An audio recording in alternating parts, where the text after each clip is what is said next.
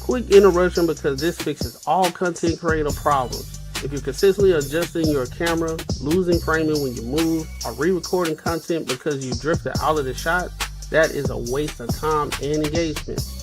I started using the OBS Bot mini camera and it eliminated all of that. It uses AI auto tracking to follow you in real time, keeps you perfectly framed, and delivers clean, professional video without extra gear or full studio setup.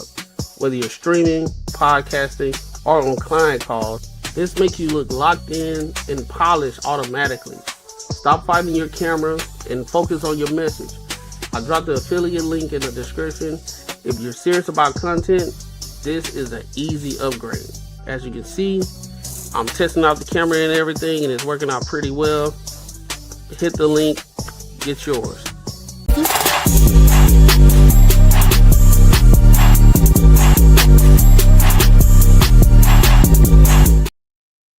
What up, what up, what up? Welcome to another show, one of the dopest shows on YouTube where we talk about everything under the sun. As long as we get back to the money, real conversations, real solutions. I'm your host, Courtney Egg, and I got my co-host with me, Macaroni Tony. My dog, Marcus Courtney, they'll be here in a second, as well as Unbounded Raw. What's popping with y'all, man? How y'all feeling? Oh, bitch, what up? What's an uptown nigga like yourself doing down here with us common folk? What up with it? That's a new one. I'll tell you. I like it. How you feeling, bro? Man, I'm good. You know, regular life stuff. You know, just grateful. I dig just chilling, bro. I'm going to Puerto Rico in a couple of days, so it's about to be lit. You feel me? No, that boy about to be on top of. He about to be out there. You know what I'm saying? I just hope the food good, because if it's not, I already know what I'm getting when I get back. When I get back to Atlanta, I'm getting a big stupid ass fat box of goddamn fried chicken, bitch, steaming on the goddamn counter, boy. No sides. Ooh, no Straight size. chicken. Straight chicken. No size. Straight chicken. No Tabasco. Louisiana.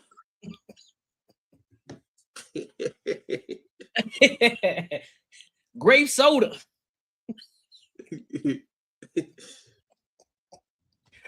Oh shit, but hold up, man. Before we get into it, make sure y'all like, comment, and subscribe for the algorithm, and make sure y'all hit the bell notification, as well as make sure you support the channel as well. Super chats, run the super chat numbers up. You hear me? You know what I'm saying? We got a goal to hit tonight. We're trying to get to $100 tonight on the super chat. You know what I'm saying? So if you feeling good on this Cinco de Mayo day, make sure you show love. You know what I mean? And also, if you haven't became a member like our girl Snow, shout out to Snow. When you see this little symbol that's beside her name, that means you have become an ENG member. That means an earn not given member. So definitely want to come tap in with that. All right, my good people. But let me Happy Cinco de Mayo. let me see what's up. Let's see what's going on in the chat, man. What up? What up? What up, Klaus? What's good with you? I ain't seen you in a minute. Where you been at? Clown's easy to spot. Yeah, man. What's up, my dog? Lost away. What's good with your homie? Straight from the Anton Daniel channel. What up? Dog doing in the bad chases coming over the bitch. I thought you said lost some weight, bro. No, lost away. I know. I read it. I was like, did he say lost some weight? That's a hell of a name. I'm gonna say congratulations, boy. Snowbuddy Bad Chase says, good evening, King. Quick stop by. Love you guys. They love you too. Appreciate you showing love, Snowbuddy. Oh, yeah, that's me right there. Oh, that's me again. Yep. Clowns easy to spot. What's good with you? And lost away a couple of grapes. Who that's? A couple of great sodas. A couple of great sodas. Yo, that should get me cracking up every time, dog. I done heard that shit. So I done heard that so many times, and it's still as effective. Cause like for somebody to know that and come out of nowhere and say that shit, like especially in a place you ain't supposed to be at, bro. Like if you at a El Pollo type of place, like in Georgia, Atlanta. It's like a Mexican area. If you go to El Pollo, and they be like, "What do you want to drink?" And you look at your friend like a couple of grapes order.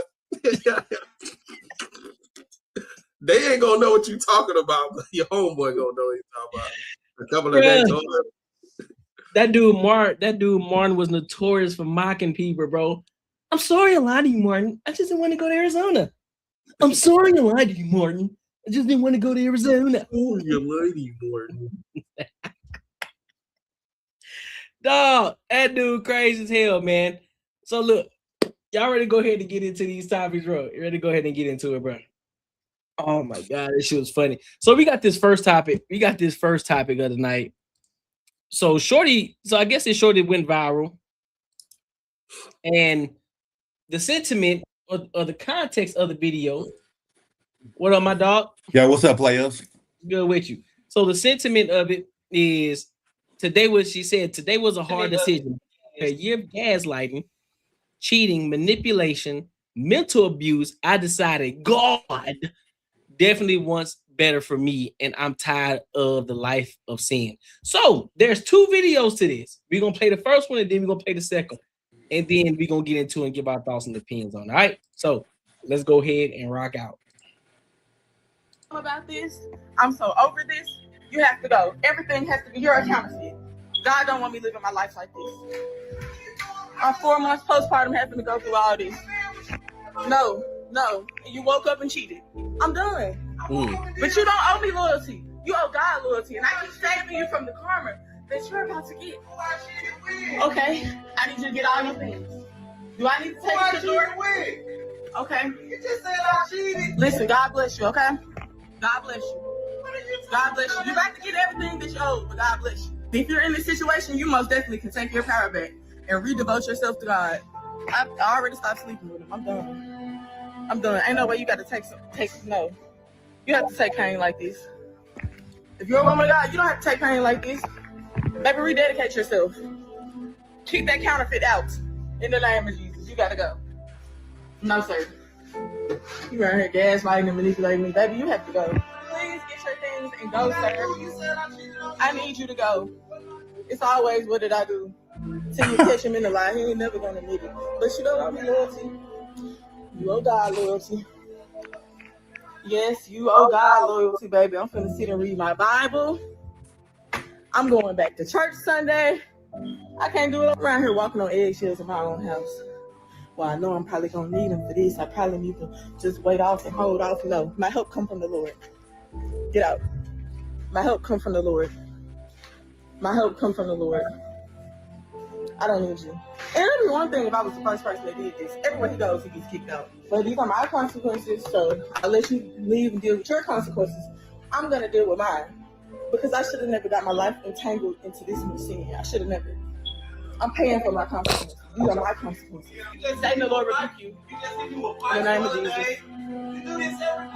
It's called reactive abuse. Please get out. I'm finally done. Ooh, I'm finally done. Thank you, Jesus. I'm finally done. I'm finally done. I'm finally done. Man, you sit up there recording. I bet I won't jump out of character no more. I don't got nothing that's gonna bring me out of it. Help. Hey, I'm the one that be on the camera. You be my Classic narcissist. But you know what that is? That's that spirit of Jezebel. Yeah, I rebuke you in the name of Jesus. You got to get up out of here. In the name of Jesus. That's why I'm having dreams every night, y'all. I'm getting attacked in my sleep every night. Dreams of them cheating. Dreams of all type of crazy stuff, baby. That's that tuition. I go through the warfare alone. God fight all my battles, but I ain't finna keep the weapon inside my house. Oh, Jesus. I'm so calm. All right, child. Ain't no point in being embarrassed. We're here now. Over 1 million people have seen me kick that counterfeit out and obey God. My DMs are flooded. To the women that are inspired by my story and want to do the same thing, please go for it. The piece is impeccable. On another note, a lot of people are asking how they can support me. Well, y'all, your girl needs transportation. Your girl needs a car. It's embarrassing to ask, but so many people are asking, so I made a GoFundMe. There it is. My daughter is autistic, so she has to go to ABA therapy throughout the week. I don't want to have to call that man to help me get nowhere. Because anybody that's dealt with a narcissist knows they make you codependent codependent on only them so they can keep their foot in the door. And child, I just slammed the door and locked it. Not going back to that, like I said. Anyways, the link is in the bio if you want to help me and my children. He also has doctor appointments that he has to go to. And as a mom, I just need a car because in case of an emergency, I don't want to have to worry about 2 car seats loading up in an Uber. Yeah, so the link is in the bio. We love you so much for all the support. And I'm trying to respond to all your deals. I love y'all so sincerely. The PS, we're not long. If you know you're not long, type it out. All right, so where y'all Hey, but yo, I just gotta say one thing. I'll let you go. Now I'm finna say, since it's your topic, you go first. No, I wasn't gonna say nothing. I was gonna wait. Oh, but hey, no, but this is the main chick who will say that she ain't got no help. Dad don't want to be in the kid's life. Fucking like, you know, she doing it all on her own and shit. Motherfucker, like, but this is the thing though, bro. I was watching something the other day, and I forgot what it was, but that's all subject. But she just did some shit. She didn't even listen to the fuck he was saying. She was dreaming some shit. She was just like, you know, just off on whatever she think it was. Nothing was factual. She didn't let the motherfucker talk. Say give him like who he's cheating with. Like she was just so stuck in her head that he's cheating, and she stuck with that one idea. That's what it is, and that's the truth. But the thing that fucking pisses me the fuck off is that you can make a shitty decision like this and it fucking works out for you. And you know what I mean? And that's the part that fucking really boils my goddamn skin, is that you can do some shit like this, not even get a response back from shooting, let the motherfucker talk. Or you just say, I know the bitch you're fucking with, whatever. Like there was nothing factual, just how she felt. And then there you go. The fucking sister code comes support her ass and fucking throw her out the, like, you know what I mean? Like just saved her.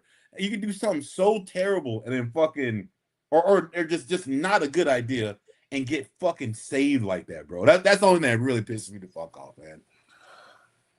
I blame him, right? You ain't supposed to get no chick pregnant with a 100 tattooed on her throat and take her serious. That's facts. I think she is fully immersed in social media. She having a full-fledged conversation with social media versus a person that she quote unquote called cheating. She didn't say anything that he did. She just said, rebuke you in the name of Jesus. She it's so much, bro. She said he had a Jezebel spirit.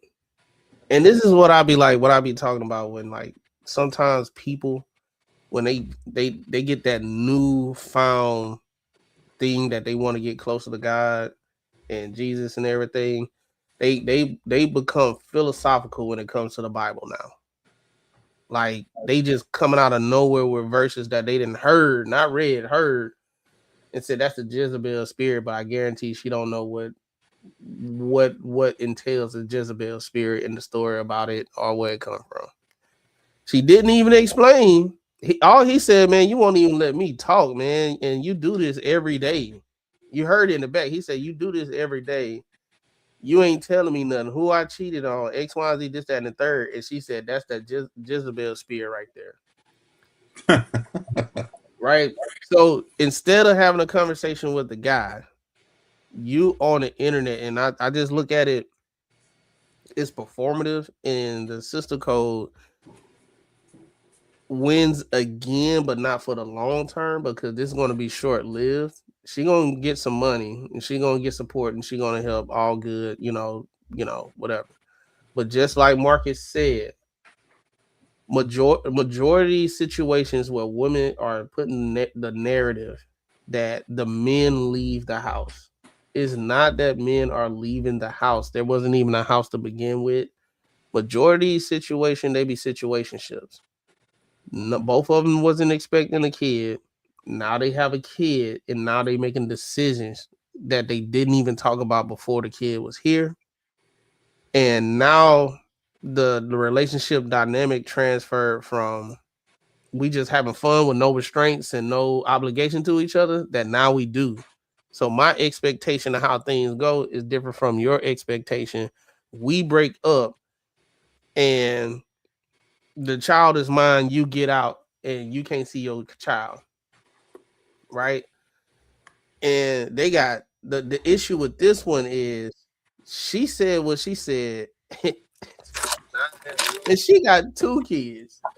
Not one. She said what she said, and she got 2 kids. So he been cheating on you for this long, and you just out of nowhere had a dream, and you kicked them out.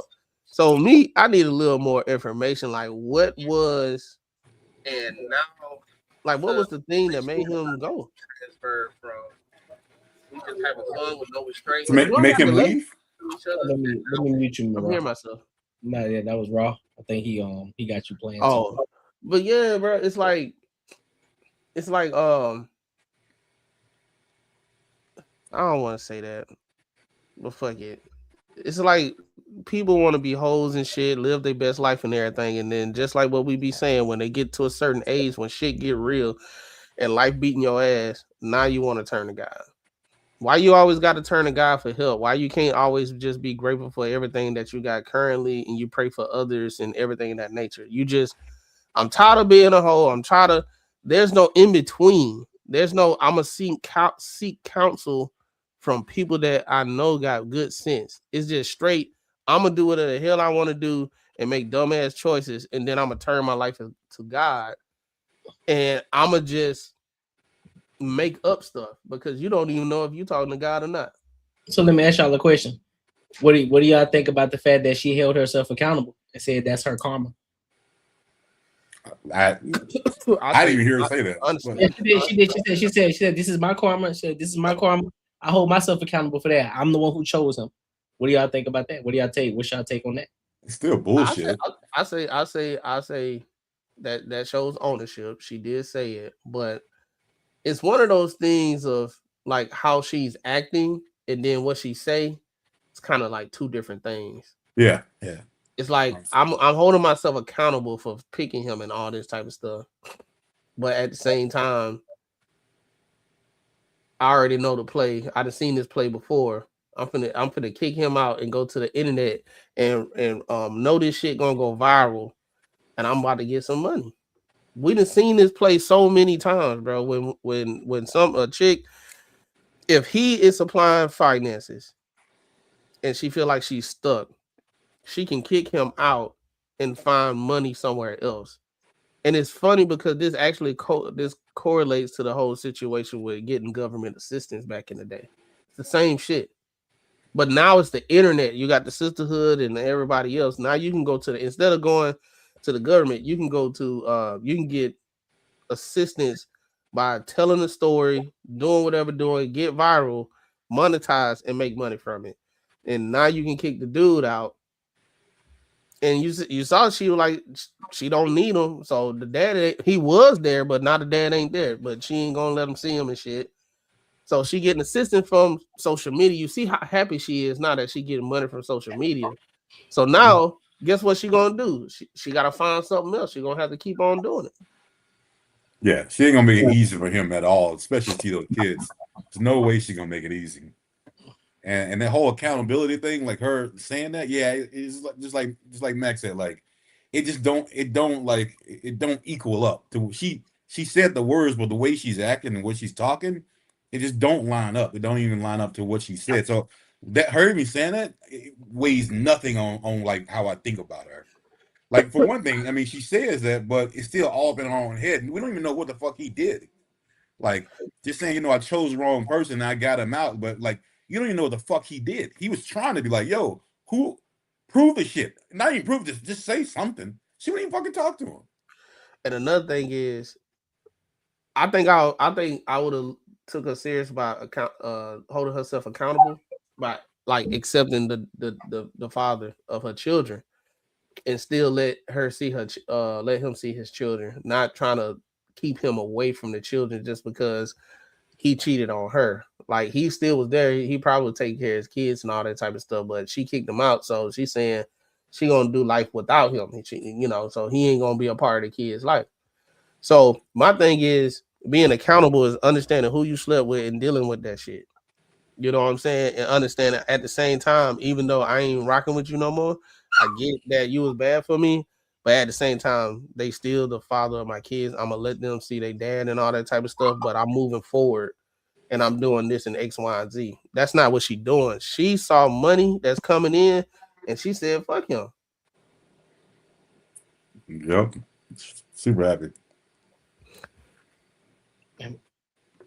What what's good with it, Raw? Did you see any of the video? I seen a little bit of it. Just the same old modern Section 8 bitch dry begging. They ain't going to the government no more. They crowdsourcing. That's all. Crowdsourcing, yeah, that's the word. That's a good one. Yeah, they crowdfunding. They dry begging nowadays. They don't want the food stamps of Section 8 no more. Because we done talk shit about all of that. We ain't started talking shit about all these loose neck big back bitches yet, and how they be fucking up what they got going on to go dry beg. So she gonna do this for a while until she starts selling feet pictures and shit because everybody tired of her shit. And then, hey, the streets done gained another one. Because that's how it started. You done fell out of the protection of your man, so hey, at least water is wet. Somebody gonna swim in that river. It's gonna be for sale soon. It's like common sense is not coming anymore, and it's like, well, everybody's stuck on groupthink. Yeah, with all the comments on there, like I said, Courtney, you got three different types of chicks. You got the chick, you got the three different types of three types of sisterhood. The one that the women don't know, the woman that's telling the story in this situation. You got the one that do know, and that's her homegirl, so she's gonna protect her at all times. And then you got the one that the women are not gonna protect, and that's the one that go against the sisterhood. And that one right there, that's when the common sense happened, and all this stuff like what she talking about. Once you cross the sisterhood, they'll talk about her like a dog. You kick your man out with 2 kids and you got 100 tattooed on your throat and you ain't got no money, B word, and this, that, and the third. That's when the common sense comes. But because they don't know her, and at the same time, the ones that do know her, they gonna come together like sister. Now I commend it. I wish men would do that, but no, I don't, because men can see the play. So they were like, dog, you up in here, you done kick your woman out because you dreamed that she cheated. Now you praying to God and all that type of stuff, and you taking the kids. They were looking at you less of a man, like, dog, what the hell you got going on? But that's a guilty conscience too. But I think a lot of women I think we're in a generation where a lot of women have been cultivated to think like this. They've been primed to think like this. So this is normal. This is how it's supposed to be. And if you say anything different, you outdated and you saying some real harmful rhetoric.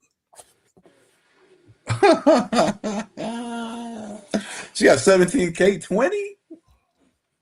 Well, see, here go my thing though. Anybody that accuse you of cheating and they dream, they the ones cheating on you.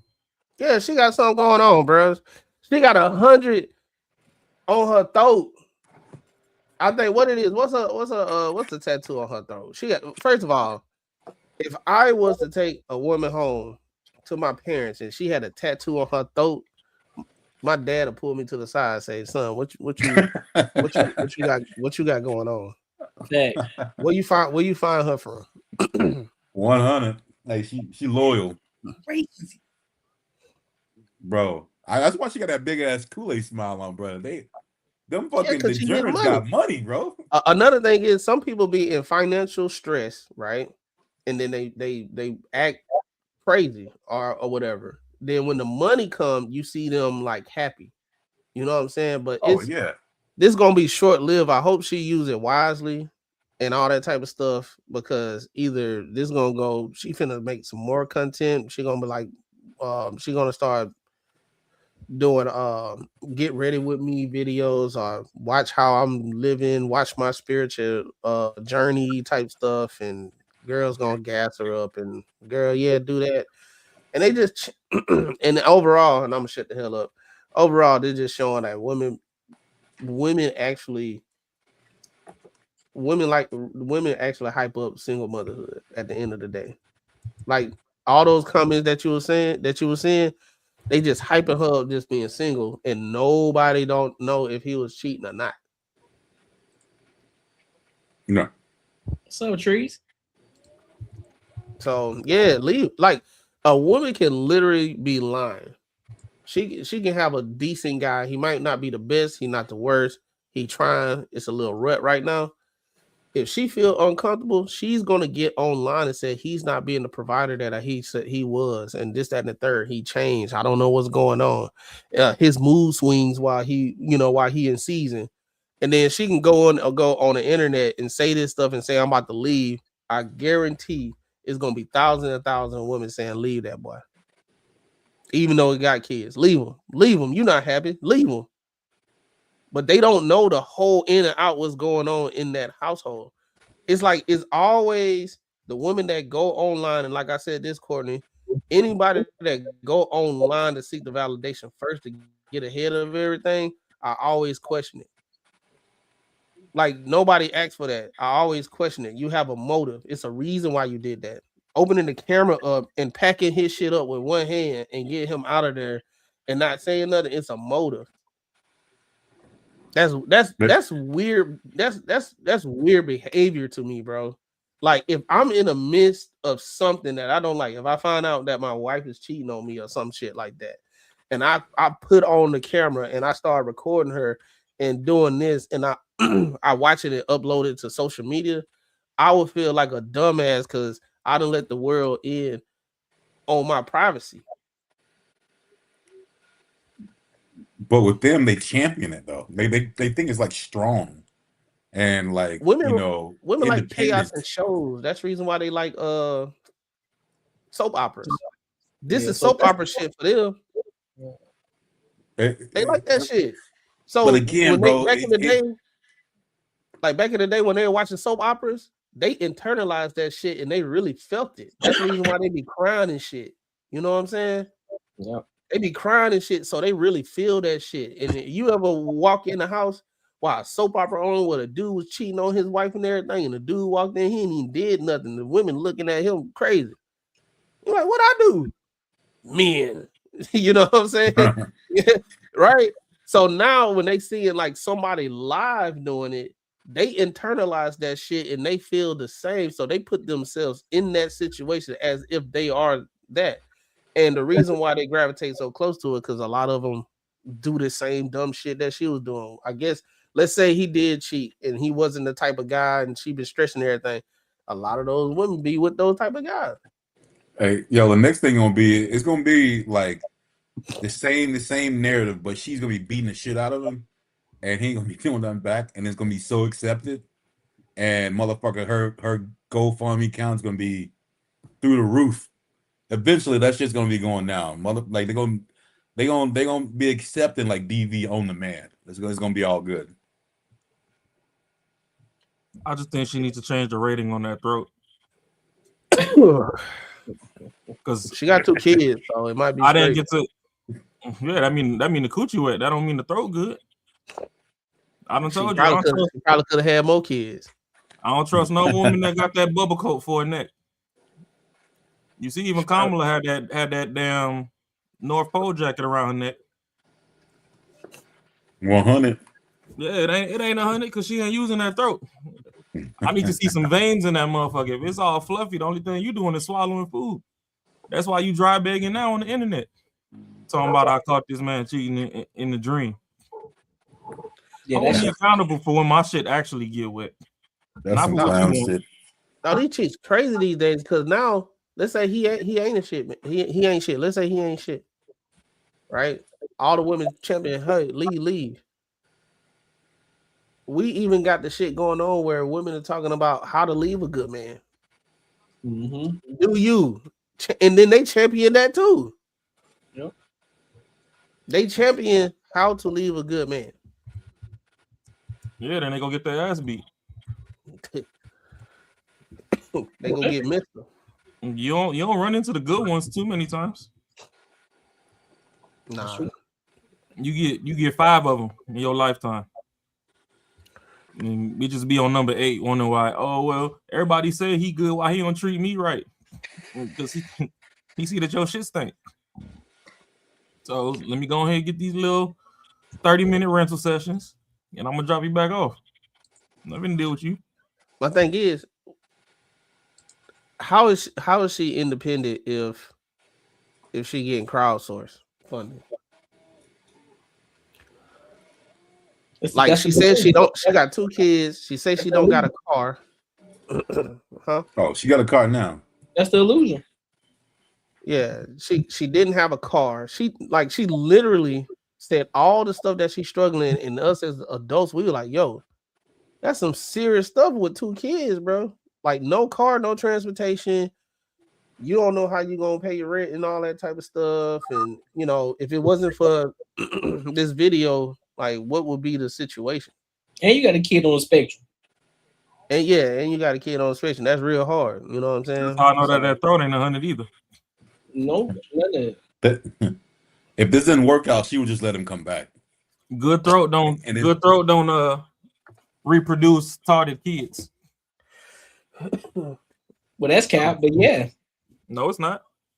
Man, you crazy. Good throat do. Yes, they do. No, it don't. Where's this proof? Where's this proving that, bro? For a woman to choose your schlong in her throat over breathing, she already a loose screw. So all them, when you out here and you talking about your best eater or whatever, but you getting gray hair over the bitches because, you know, she little totted. She got to be crazy to go dumb on that thing. So reproducing like that, then, like I said, the proof is in the pudding. That neck a little too fat. You ain't been using it. The muscles loose. Might be both of them. Shit. So that 100 ain't the score no more. It was probably 100 when you was 17. I think it's both of them. To be honest with you, I don't think it's just one side. I think it's both of them. Both of them probably slow. Slow people do get together these days, bro. It's like they do get together, bro. Like both of them slow. But that's why motherfuckers sassy today too. See, one of the good things with slavery, at least Massa was pairing the best of the best with the best of the best because he needed workers. That's why you got niggas like Marcus built like an ox in the South. Hey.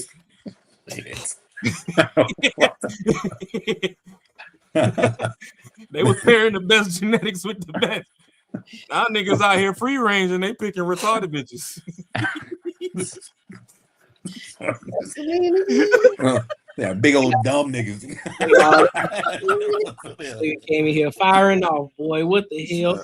That big ass ox. They always got some look. They always got some little dude who's like, I can control him, boss. Oh, that's true. Think about it, bro. Why you think till today they still scared of black people? Who? Them other people that they claim that they used to be massa. Why you think they're scared of black people? Why you think you walk down the street and all of a sudden you public enemy number one? Hey, dog, they be fragile, bro. They look fragile. You can see a black dude having a seizure, and instead of the cops helping him, they'll shoot him.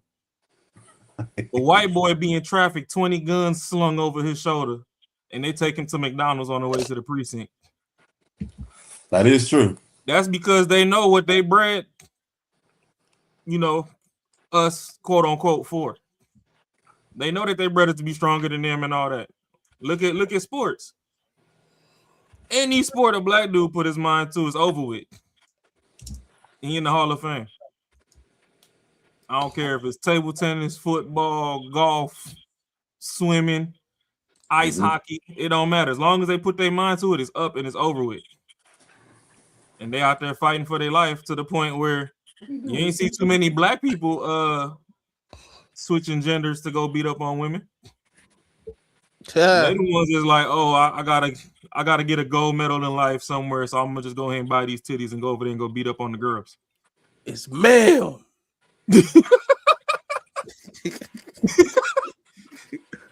Bruce got all them damn awards and retired and fucking bought some titties and was Woman of the Year. That's something about crazy, call me bro. Caitlin. Woman of the Year, bro. That's crazy. You don't see black folk doing that shit. I mean, that's a good point. So, hey, Oh no, dog. They got just my humble observation. at the Plus, Met a lot Gala. of At the Met Gala, they had a transgender, disabled person that walked the Met Gala, and she was gorgeous. I say what now? They had a black transgender woman that was special needs, and she was gorgeous. I thought I heard this. I thought that's what you said, man. Like, well, I got a question though. She was gorgeous. Nah, hey, look it up. Look it up, dog. Yeah, hey, look it up, and I promise y'all. You mean he was gorgeous? No, I'm going based off what everybody was saying. So here's my thing, right? And this is why I say the general public, is targeted. Y'all crying about these motherfucking Epstein files and all this extra shit. Why the fuck is y'all tuned into the Met Gala? This shows that your need for entertainment supersedes whatever the fuck you think you standing on. Because if y'all already know that Hollywood is on the list, why are you tuned into Hollywood shit? Let them fail. But just like Softneck over here with the 100 on it, y'all can't wait to give y'all fucking money to a program of slow folk. So y'all over here watching the Short Bus Awards, and now they talking about her is the best looking thing walking down the carpet in a wheelchair. Oh, I don't know how the fuck. Was it actually walking or? He said, was it? So the disability is mental. He was in a wheelchair.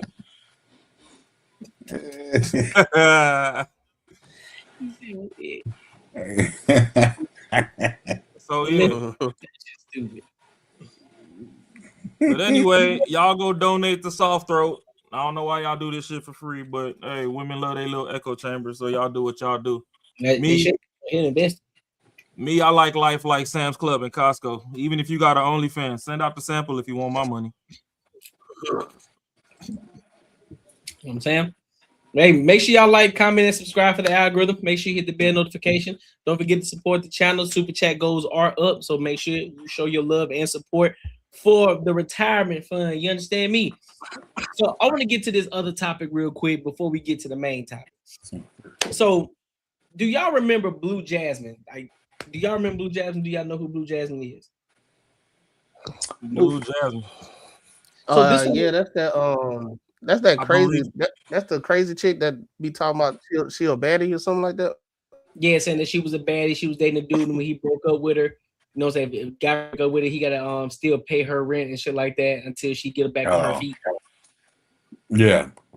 Yeah. So she was on another show, another podcast called The Hustle Reset, and she was talking she was just talking in regards to men and women and how men are more feminized because now men want to be chased and women are more masculine and things like that. And she's basically saying that I ain't going for it. So I want to get the full context of this video, and then we'll give our thoughts and opinions. All right. So let's go ahead and rock out. Damn, let me insert that if I can get it. Well, I've been fighting for my mother's attention like this, so now I got to fight for this female's attention like this. So I don't know. I think everything stems from the childhood. Yeah, of course. Yeah, we were speaking earlier today, and you was just saying, we was talking about the men in the household of Black and Latino people, and you say that kind of is why women had to become more independent, like they are now. Yeah. So you believe that to be true? Yeah, I believe, like I said in another podcast, it's the government's motherfucking plan, bro, to like really divide us and make Black and Hispanic men more feminine. Like if you ask me, and Black and Hispanic women more masculine, like the roles reverse, you know? And you see that now where men are like expecting a lot of princess treatment. Like men want to be chased.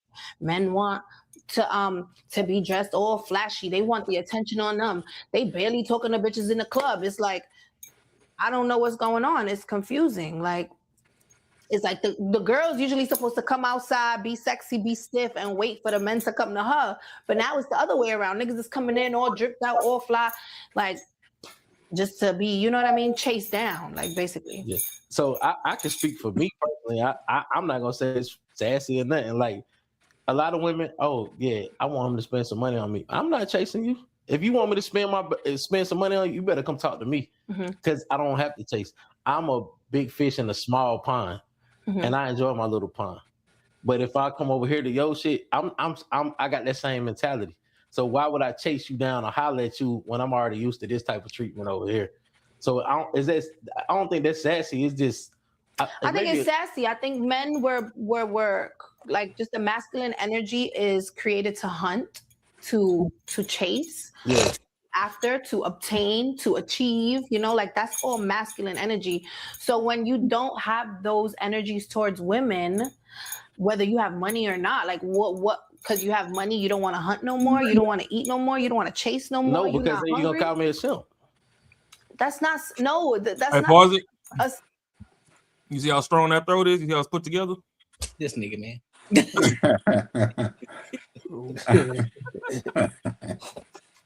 I'm just saying, bro. She know how to earn her keep. That's all I'm saying. Apparently not. They're not running. You gotta remember though.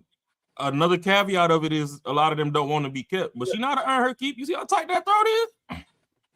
Boy, that jaw unhinged like an anaconda snake. She like she get down. She like she get down.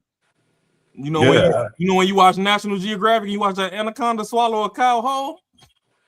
Yeah. Yeah, that's what she was watching for the practice tape. But the thing with these women, right, that they don't understand. I done had a long ass day, work 15 hours at work, whatever. I finally get with the fellas, all four of us. We like, oh shit, let's go to the club. Yada yada yada. I'm trying to talk to something soft. I done already had a long and hard day. Pause. I'm trying to talk to something soft now. Problem with these fucking women is y'all want to get to the club and the motherfucker say hello. He ain't introduced his name or nothing. Just off the hello. You done looked him from toe to forehead, made a stank face and called an attitude talking about, huh, what you want? So, bitch, what the fuck? I'm going to keep chasing you and all I got get from you is bad vibes. And just like he said, y'all want us to spend some money. So, hey, bitch, if you really want me to spend some money, you come holler at me. So, hell yeah, I want this princess treatment. I've been getting slave treatment all day at the job. So let me ask y'all the question: Should men chase? I say, what they like? Yeah, ain't nothing worth chasing. I'll say no. Just have the discernment on the type of chick, bro. It's some chicks that's worth chasing, but not worth chasing. Not like a woman like her, right? It's like it's after you get to know the chick and y'all get together and y'all organically like rock with each other and all that type of stuff, and she being reciprocal with like time and shit. I'd say chase that because it's being reciprocated. But if it's like her, she just waiting. I find it interesting that women say they shouldn't have to smile at any man or whatever, but they still want us to look at choosing signals to see if we can come over there and talk to her. It's rather uncomfortable to see if you always mean mugging, if this is a good time to approach you. You know what I'm saying? Everything that she's saying is some bullshit. Women have fought to say men do not approach women because y'all dangerous. Y'all unalive them at high rates. Y'all make them uncomfortable. Y'all don't know how to handle rejection. They go, the list goes on. But at the same time, they want us to chance it on a day-to-day basis based off how they feel. The reason why a lot of women feel as though that men want to be chased, men are not saying they want to be chased. They just want shit to be reciprocated. And they don't understand the concept of reciprocation on a man's side. They don't understand the concept. So if a man want attention too and all that type of stuff, and I'm not just, the thing is just one-sided, they look at us like we want to be chased. That's not the case, because men have been doing the chasing for a long time. Now that the dating market has changed drastically, it's different now. It's not what it was back in the day. It's different now. You got women, they make their own money and all that type of stuff. So you can't be trying to get what we could get from back in the day, when the whole dating market has changed currently, and you still want the same thing from back in the day. But at the same time, shame men for acting like back in the day. But then at the same time, want the stuff from the back in the day. This shit's so stupid, right?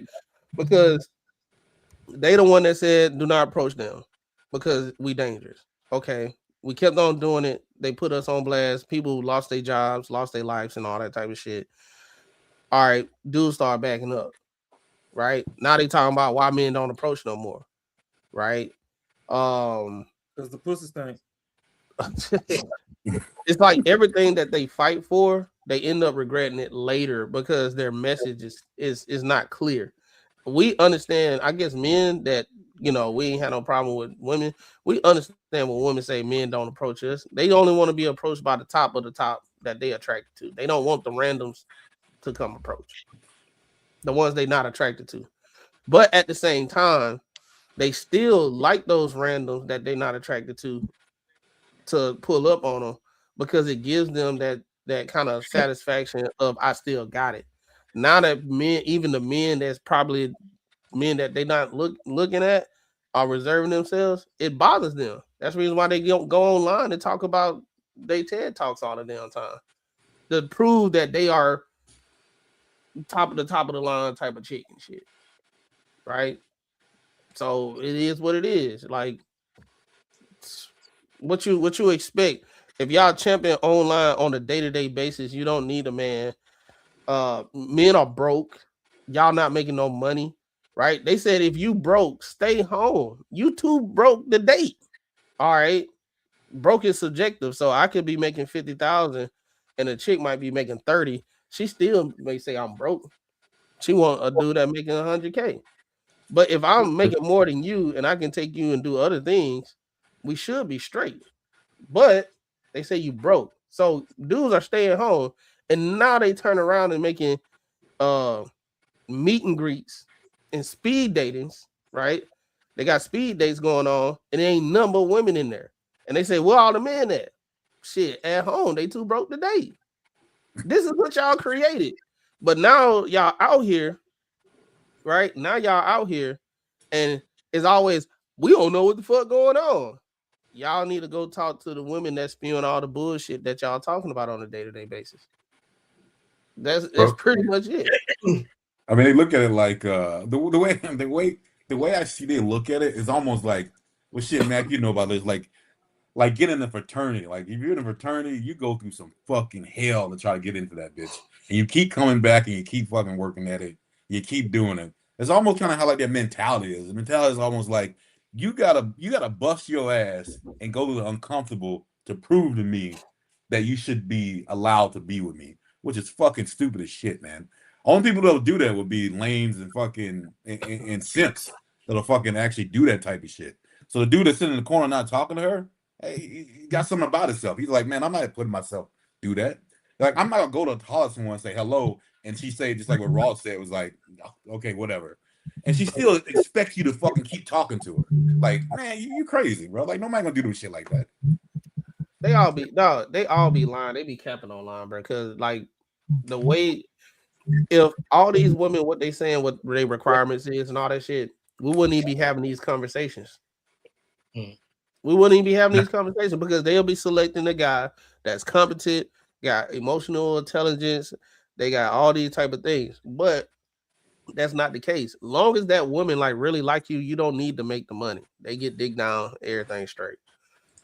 Oh yeah. long as she like you, bro. It's plain and simple. I literally heard a woman today in person at lunch say that she can't mess with no short dude. He got to be 6 foot and up. But I know for sure, for a fact, that she smashed a dude that was 5'9". The thing is, not too long, bro, and not too long ago. It wasn't even nothing. And I know this for sure. I know this for sure. So when they be saying stuff in general, they be capping. Long as they like you, they gonna fuck with you. But when they do get that dude that they kind of like, and he don't like her, this is the thing they don't understand. Dudes we're not like them. So if you got some girl that will let you smash, even though you don't see not 1 ounce of being in the future with her, you'll just drag that shit on until she eventually gives the fuck up. And for some reason, her mind, she thinks she let you go. And you're like, I wasn't paying attention anyway. Like, hey, as long as you still give it up, I'll be there. But fucking anything else, nah, I'm cool, man. And they still think like they still think they were in control in that relationship, and they ended it. And it's like, nah, bro, you did not end it. You're just some free ass this dude was getting that he just didn't want to let go of. It really wasn't nothing, you know. But they still think that they're in control, and the reason they're letting all these other dudes go is because of them. That's not even the case. Yeah, and then us as men, we don't go online and talk about our situations for real. So right now, the narrative is with women, all men ain't shit X, Y, and Z, because there's nothing but women going online talking about their experience. But if you was to sit down and talk about, if it was that same woman experience, if you was to sit down and actually sit there and question them, the whole shit unravels. Oh yeah, it unravels. That's every time and that's the reason why a lot of times when you start asking, like when they be saying shit like what she's saying, and you start asking questions to test their logic, they get offended. Because how dare you just don't listen to me at face value? Like, but you challenging me. Like, yes, I'm challenging you. Like, it don't make sense. What you just said don't make sense. But and that person cut out though. Yeah, so now they get offended because they can't substantiate the shit that they saying, and then they get pissed the fuck off, and now the conversation is about them in victim mode every single time. Every time. We didn't seen that on here plenty of times. We didn't see it on here plenty of times. You ask them, they just say some shit, and you be like, okay, you start challenging the logic, they get pissed the fuck off. Oh yeah, they can derail that conversation. But what I'm saying is, you will never talk to that person again. If they want to ask a question, believe me, it'll be somebody else that will agree with what the fuck they say. Yeah, they only surround themselves around people who will agree what they say. They will cut that person out in a minute. I think we talked about that before. That's one thing. That's one like trait I hate about a lot of women is that they're scared to say, and they call these people their friends, and they're scared to tell them the truth because they're scared that that person's gonna cut them out. And like they won't talk to him anymore. Like that is the craziest shit I've ever heard in my fucking life, man. Like that is insane how they think that way. Well, how we quantify friends is different from how women is. Women have huge expectation of their friends, people that they call friends. It's one or the other. Men, on the other hand, we quantify like friends. We got the turn up friend. He good for turn up. I wouldn't tell him any personal stuff. I got a friend over here. I could tell you some personal stuff, and I understand he gonna tell me if I'm off or not, because he a real friend, and we've been knowing each other for a while. We have similar situations that didn't happen, and we didn't got that friendship, cool. And then you got this friend over here that's useful for this. He's still cool and all that type of stuff. Women, on the other hand, if she's the turn up friend, and then if she go to her, that turn up friend, and confident for her to understand how she feel, and it's not clicking, they feel some type of way. That's the reason why they have cliques within the friendship group, and they be talking about each other all the time. You don't see it unravel until they go to a girl trip or they some bridesmaids. That's when you see the shit unravel. For real. Girl trips, over with.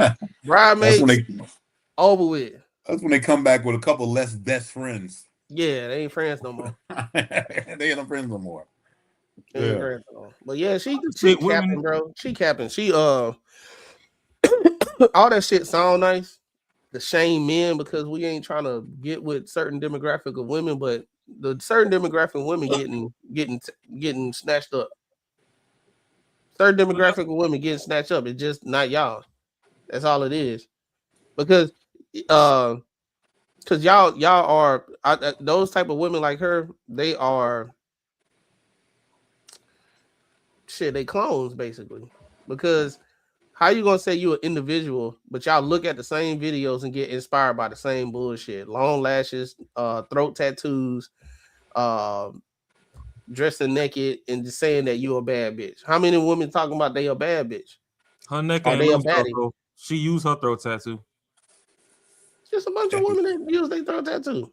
That's what you just proved my point. Like all of them feel like they special, and they're not a monolith until they come together to go against the patriarchy and protect wholeness.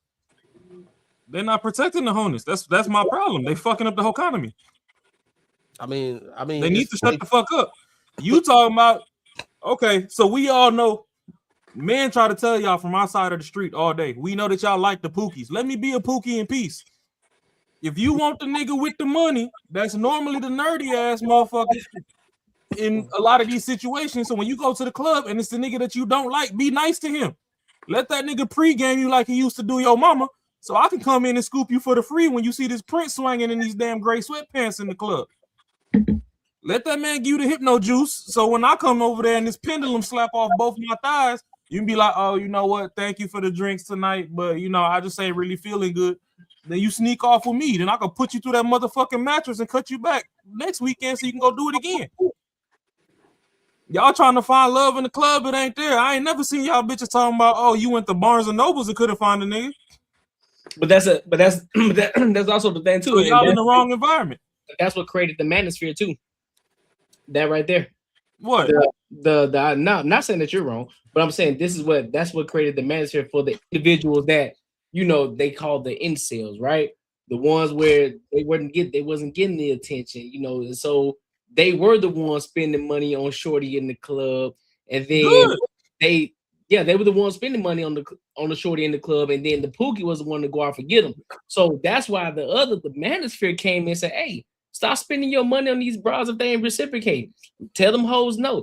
You don't need to buy them a drink, because guess what? You buy them a drink, they're gonna end up going home with pookie anyway. So why spend your money on her when you ain't gonna get nothing from it?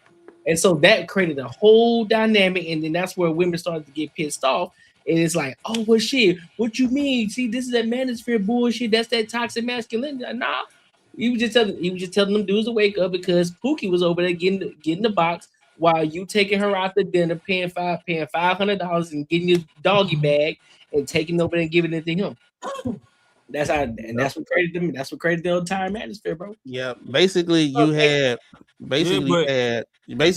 like dudes that was green because they didn't have a lot of experience with women, and then you got the men that are not green and got experience in women and see the bullshit that's on that other side, and they telling the dudes that's green, like, stop spending all your money. Just like Courtney was saying, like, stop spending your money all on that. When you have you ever noticed you can't get a kiss, you can't get a hug, you can't end the night the way you want to, but she asking for extra food after y'all done ate. She calling me to come over there, and I done ate the food that you bought, and I done did what I did, and I ain't spent nothing on her. Your name is you got his names in her phone. Pizza man, repair man, food man, date man. All she gonna do is date that man. She ain't gonna do nothing else with him. Just gonna date him because she knows she gonna get some food from him. Just trying to put men on game about that shit. And then what women are saying, like, damn, they exposing this shit. We don't like that. Ain't nothing, and they try to manipulate the shit and be like, ain't nothing wrong with spending money on women. Yeah, ain't nothing wrong with it as long as it's reciprocated. Oh, y'all just want to be treated like bitches. So it's like every time like something happened, they always want to shame you on that shit. They want to shame you into submission to make you feel like something's wrong with you as a man for having preference or having morals and stuff like that. So if you see a woman that's damn near naked and say that's out of line, then you misogynistic. They got a word for everything for a man for looking at something. It's a word for every single thing. Even when it comes to expectation of what a man and woman supposed to do in a relationship. If a man is supposed to do this, a man is supposed to do that, a man is supposed to do that. Supposed to, right? You say one thing a woman's supposed to do in a relationship. Oh, misogynistic. You controlling, you a manipulator. It sounds controlling to me. It's like, damn, I can't have no expectation of what I want in a relationship. Like, damn. So but then again, it's just a certain demographic of women that's like that. There's some women that got some damn sense.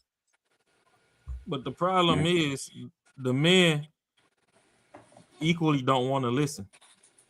Because if you the type to always blow a bag, and I tell you, hey, bro, chill out, stop blowing the bag, or hey, stop dressing fucking dapper to go to the club. They already looking at you as a lame when you come in with your Sunday's best on. Dress bummy. When I'm in between checks and I'm down on my luck and I still want some neck, and I'm looking for the shorty with the neck tattoo because I know that's a go, them be the days I go to the club with no drawers on. It's less restriction. Now you can see that motherfucker windmill when I walk to the restroom. And she gonna fall under that hypnosis. But y'all want to go in there, Sunday's best, 2 layers of drawers and shit. She can't even. That's why she talking about, oh, you got a lot of money, but your dick little. Because you got that motherfucker Velcro to your thigh. You gotta walk in with that motherfucker on full swing. That boy said windmill, and that's crazy, bro. Boy, that motherfucker be in there like tails off Sonic. I've been damn near took off in this bitch. I'm in between. Boy, it's out the mud. We got Rashad McCown.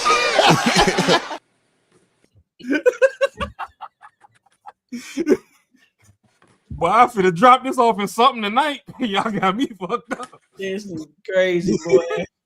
So, hey.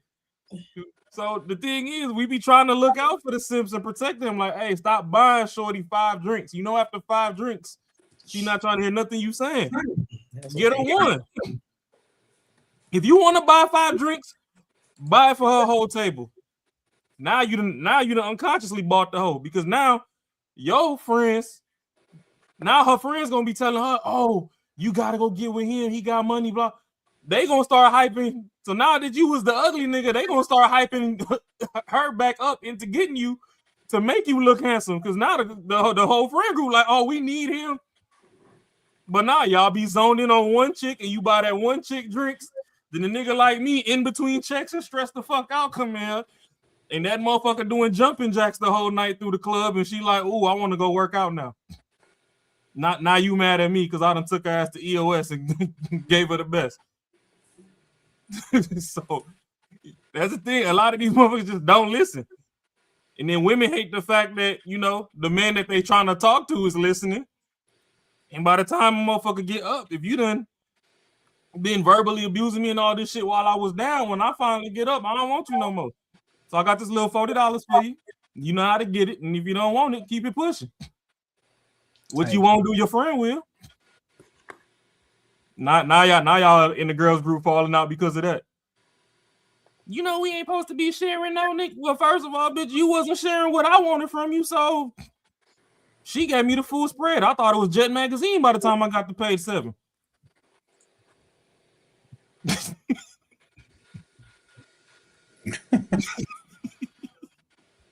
Unshooketh thine head, sir.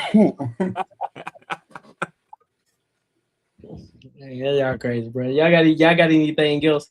Nah, I'm gonna let the show go on. We got more topics. Make sure y'all like, comment, and subscribe for the algorithm. Make sure y'all hit the bell notification. Make sure y'all support the channel too. Run up the super chats, $100 goal tonight. Make sure y'all are helping us get to the $100 goal. You know what I'm saying? But we do appreciate y'all engaging in the chat. You know what I'm saying? Talking and conversing in the chat with each other. We do appreciate that as well. If you haven't liked the live, make sure you like the live. All right. So let's go to this next topic. Let's go to this main topic of the night. Stefon Diggs. For the individuals who don't know, that was the you know, because you know, I guess you know a lot of people don't know athletes like that. So he was the guy that was busting down Cardi B after Offset. You know what I'm saying? That's Stefon Diggs. You know, he's a pro, he's an ex-NFL player. Well, he's an ex-Patriots wide receiver. And so he just got caught up in the case where apparently he assaulted his chef. He assaulted his chef, and that's a whole debacle that's going on. So we're gonna watch a bit of this trial. So this one is a little bit lengthy. So y'all with that, we're gonna just kind of dissect this entire. They're gonna dissect this entire thing. We're gonna talk about it. We're gonna break it down from a business perspective, money perspective, or our own personal perspective. All right. What you had to say, Ron? Nah, I was just being dumb. I said, is she thick? Oh yeah, absolutely. Oh, she is thick? Okay. I'm just making sure that she had to ask for the assault. Hell yeah. Thanks. Hey, shout out to you, Clown's Real Easy Spot. I appreciate you. Appreciate you for showing that love. Thank you so much. Appreciate you, love. All right, so let's go ahead and get into it, dog. Let's get into it. How she continued working for him afterwards. How she had a dispute with him over a payment. How his staff told her that she needed to sign a non-disclosure agreement to get paid. I expect she'll tell you that it wasn't until after this incident in December 2nd that anyone talked to her about a non-disclosure agreement. I expect for her to tell you how she eventually left that job as a chef, Mr. Diggs, and how she eventually reported what happened to her to the police. You'll also have an opportunity to hear from an officer from the Dedham police, one Kenneth Ellis. He'll tell you about his training that he undertook in order to become an officer and how on December the 16th, Ms. Jamila Adams came to the Dedham police station to talk to the police. He'll be able to tell you a bit about that encounter, what he saw, a little bit about that conversation, and ultimately how he chose to, how charges were filed against Mr. Diggs. Now, in this case, Mr. Diggs has no obligation to call any witnesses. He may choose not to call any witnesses, and you cannot hold that against him. But in the event that he does call witnesses, I ask that you give his witnesses the same care, the same attention, and the same scrutiny that you give to the Commonwealth's witnesses. It's part of your job as jurors, as the master of the facts, to listen to every witness, to pay attention, and to assess their credibility. Let's skip ahead. As well. And at that time, I'm going to ask you to deliver what I expect will be. All right. Oh, let me. I know I want to see the whole thing going. There you go, Rob. Yeah, that's healthy.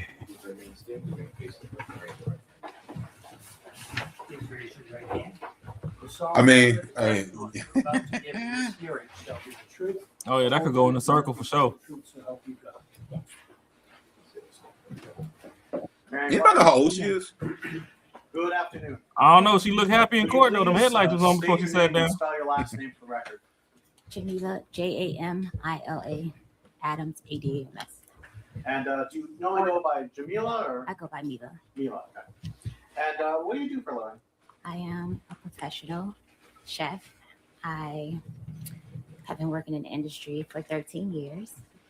So you're a professional chef. Do you work in kitchens? And I work privately for athletes, prominent figures, and wealthy families. So you're a private. Is there a difference between a private chef and personal chef? Are those the same things? Or? It's pretty much the same thing.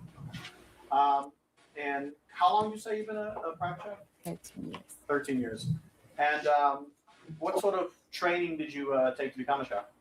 I went to school for clinical psychology, so I have a degree in psychology. But I followed my passion in cooking because I grew up in the South and we cook. So I did some training in France and also Italy. And kind of very generally, what does a private chef do? We provide daily meals for our clients. So that would be breakfast, lunch, dinner, snacks. It's typically a live-in situation. So readily available to them, kind of like 24 hours a day. So I would say it's based on clients' needs. So and, each client would, whatever your health goals were or health issues were, I will help you get better. So you mentioned a little bit about what kind of clientele have you worked for? Athletes, entertainers. And without naming names, what kind of athletes or entertainers do you mean? Singers, football players, basketball players, baseball players. And are these professionals? Very professional. How much do you make in that? It ranges, depending on the needs they need from me. If it's a full-time live-in, it can range from anywhere $5,300 a week to $10,000. Turning your attention now to Mr. Stefon Diggs. Do you know Mr. Stefon Diggs? Yes. And how do you know him? I've known Stefon Diggs for over 4.5 years. And how'd you meet him? We met in December 22 through an Instagram message. He first wanted me to cook for him. Smash. And do you see him in the courtroom today? Yes. And could you identify him through? I see you're pointing at someone, but can you describe him just because we have to have everything on the record? You describe him either clothing he's wearing or hairstyle, anything like that? Blue shirt and blue tie and blue suit. On the record reflect that this witness has identified the defendant as Mr. Stefon Diggs. Oh, she remembering them strokes. You see her breathe hard. Over those 4 or so years, how would you characterize your relationship with Mr. Diggs? I would say it's complicated. Yeah, complicated. We had it started out as friends. We met. It started out as friends, became sexual, and we would meet up, hang out, and we decided I would come work for him like February of 2025. She said February 2025, you and he talked about you working for him, and that's as a private chef. What were the sort of terms of your employment? Like were you going to be living with him? Yes. And how many meals or what was it like working for him?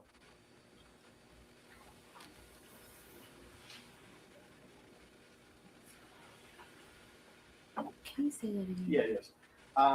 So as far as your employment goes, Pause. what are your duties working as a? They've been together for 4 years. Ain't one how long Carter B and him been together? Stefon Diggs? Oh, a lot less than that. So they were talking to each other before he even got with Cardi. I know that. But did this happen recently? Like when was this case like? Yeah, this is recent. This is recent. Like today. No, what I'm saying like what he's being accused of. When did that happen? Within December. Yeah, December. It's past December. Yeah. Okay. Yeah. Is that when did Carter B and him break up? After the Super Bowl, so which was in February. Interesting. Yeah. Interesting, and yeah. Mr. All right. Private chef. My duties were to make all his meals, his snacks, basically get him healthy. That was the start of our initially hiring me. He was coming back. It was his comeback year. And I wanted to help him get healthy, to eat better. So how does it? Do you create a menu? Does he just tell you what he wants? Do you? Hey, Courtney, pause it real quick. You know what I'm gonna say, right? Some sexual. That throat put together, boy. All right, we can get back to it. This nigga, man. So I knew what it would take to get him, help him get healthy and stay healthy. To help him change his diet. How to nurse him back to health. Like diet change would be the focus, and just overall health. Did you would you cook just for him or for other people as well? Yes, I will cook for whoever was in the house. And I know you mentioned earlier breakfast. Is that the sort of standard? Was it every day breakfast, lunch, dinner, and then? Yes, breakfast, lunch, dinner, snacks. And how much did you get paid for this? We agreed on $2,000 a week. And how did you get paid? Finance office would pay me. Did she say a week? So you said that you while this was staying in his house, right? Yes. Where was this house? 7 Schoolmasters Lane. In what town? Dedham. And could you describe this house? What was it? It was a single family home. What was it? Was it an apartment? Was it? Oh, it was a single family house. And how many floors was it? Basement, middle floor, a landing, and then top floor. So, 3 floors. And so, where was the kitchen? The kitchen was downstairs on the floor you come into the house. So the first floor. And that's where you did your chefing, cooking, baking. I don't know. Yes, where I did my cooking. Yes. And where did you stay in that house? I stayed on the top floor. And where was it in the house? It was up the landing, all the way to the back, and it was over the kitchen. And was this a single bedroom that you had? Was it a suite? What was it? A single bedroom with a full bathroom. With a full bathroom. Was the bathroom off of the bedroom? It's the bedroom, and then you walk back to the bathroom. So it was in my room. Okay, so the entrance to the bathroom wasn't in the hallway; it was in the bedroom. Yes. Okay. And where was Mr. Diggs? Where was his bedroom? Up the first landing. Okay, so you said that there was the floor you come in on, a landing, and then Mr. Diggs' room. Mr. Diggs was on the landing? Yes. Okay. How long were you there in that house? From July 2025, July 20th, 21st, can't remember exactly. To December the 15th. And during that time, who was at the house with you? Mr. Diggs, his friends. Did he have other staff that lived there, or was it just? No, I was just living there. He had friends that basically lived there. Okay.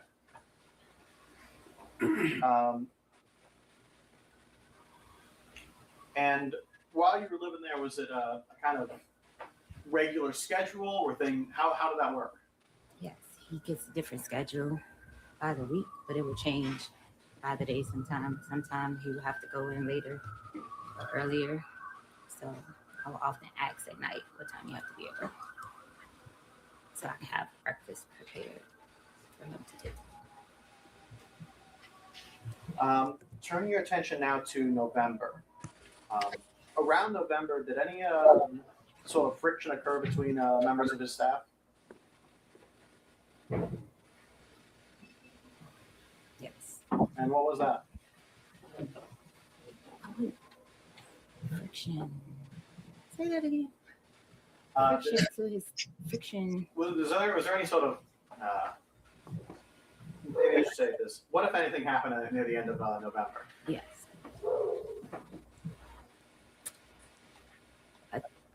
A Instagram DM message was sent to his child's mother's friend, and this message was stating that I was telling his personal business of women that he was sleeping with that worked with us, that worked with me, and yeah. And so, as far as I can remember, what that message said. And so, how did this create friction within the people working for Mr. Diggs? I was confronted by Mr. Diggs if I said these things, but it had already been Mr. Diggs had a ongoing sexual relationship with Lindsay Bolin, and this person, she didn't like me, that fact that I was in the house. So you mentioned Lindsay Bolin. Who's that person? Lindsay Bolin, it works for Mr. Diggs. And how? What does she do? I can't quite answer it. I just know he provides housing. She's I don't know. Yeah, she works for him. And so you and Lindsay get into any sort of argument, you mean? Or? We didn't get in. We got in an argument after Mr. Diggs confronted me. She sent me a message first, per his instruction, and called me a name, excuse my language, guys, a bitch, and she just went on and on and on in this message about me. Objection, Your Honor. Maybe we heard it side by side.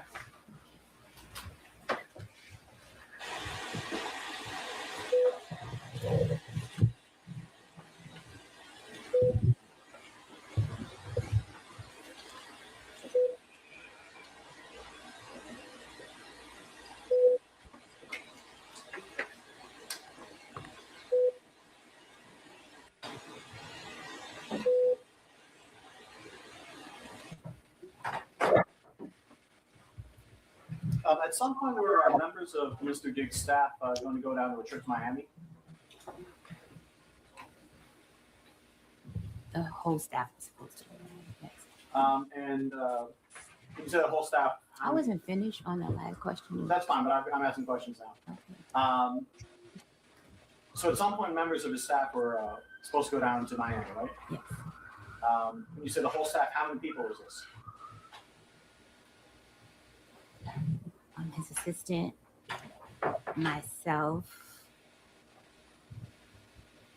and his friends. Who was in? And did you end up going down to Miami? No. And why is that? Mr. Diggs told me that I couldn't go because me and her had an issue from November 26th issue. You want me to proceed with some questions?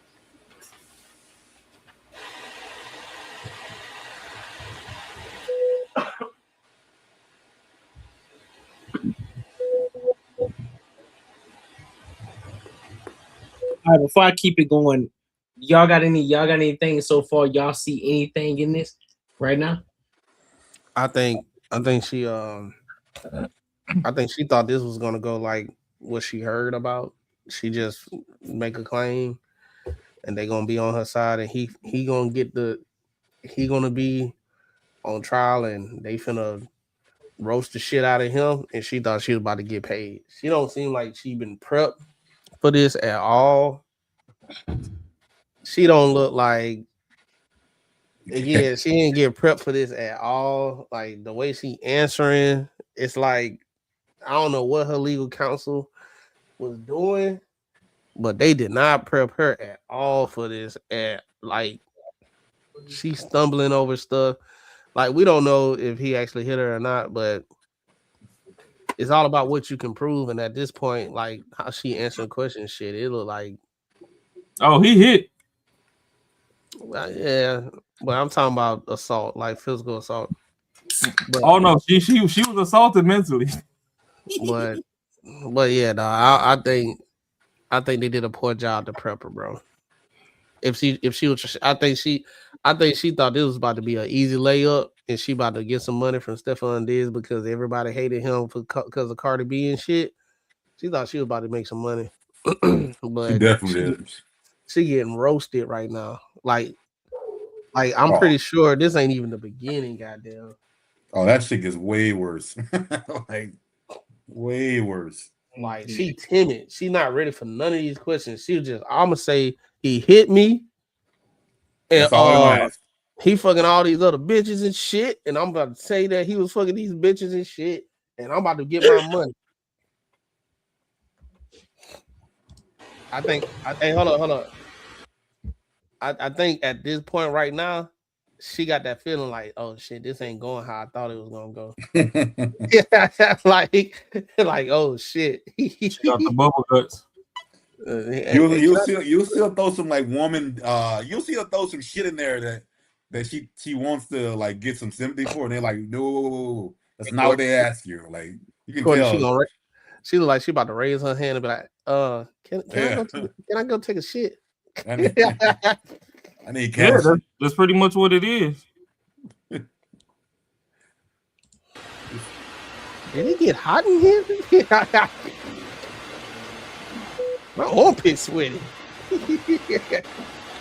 Armpits. No, he always in some shit, bro. Yeah, it's probably. Jurors, at this point, we are approaching the luncheon. What's up, Perry? I'm going to release you to the lunch break. We will resume in about an hour, just about 5 to 2. I want to remind you that you are not to discuss this case with anyone, not on social media, not even amongst yourself. Nothing about this case is to be discussed while this matter is still pending.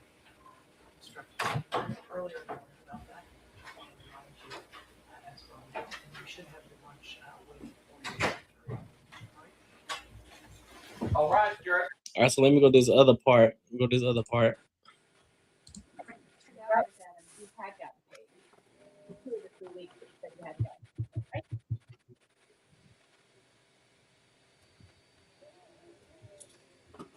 A whole lot of stuff. It wasn't a question. I can't answer your question correctly without the proper evidence.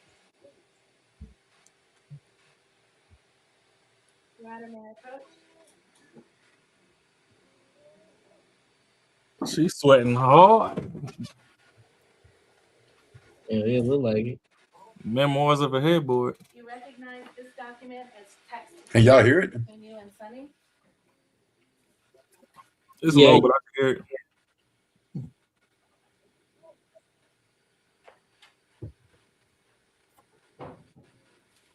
Yes. Dated December 9, 2025? Yes. And you're the person in the bubbles on the left? Yes. And you write to Sonny, hey, so I looked over my transfers, payment history, and they sent payments 11/7 and 11/21, totaling $4,000. See that? Yes. So you knew that you had actually been paid for 2 of those 3 weeks that you tried to get paid for again, right? What's your name? I never got your name. Uh-oh. Did you know I that don't you know. had I was trying to address you by your name because I.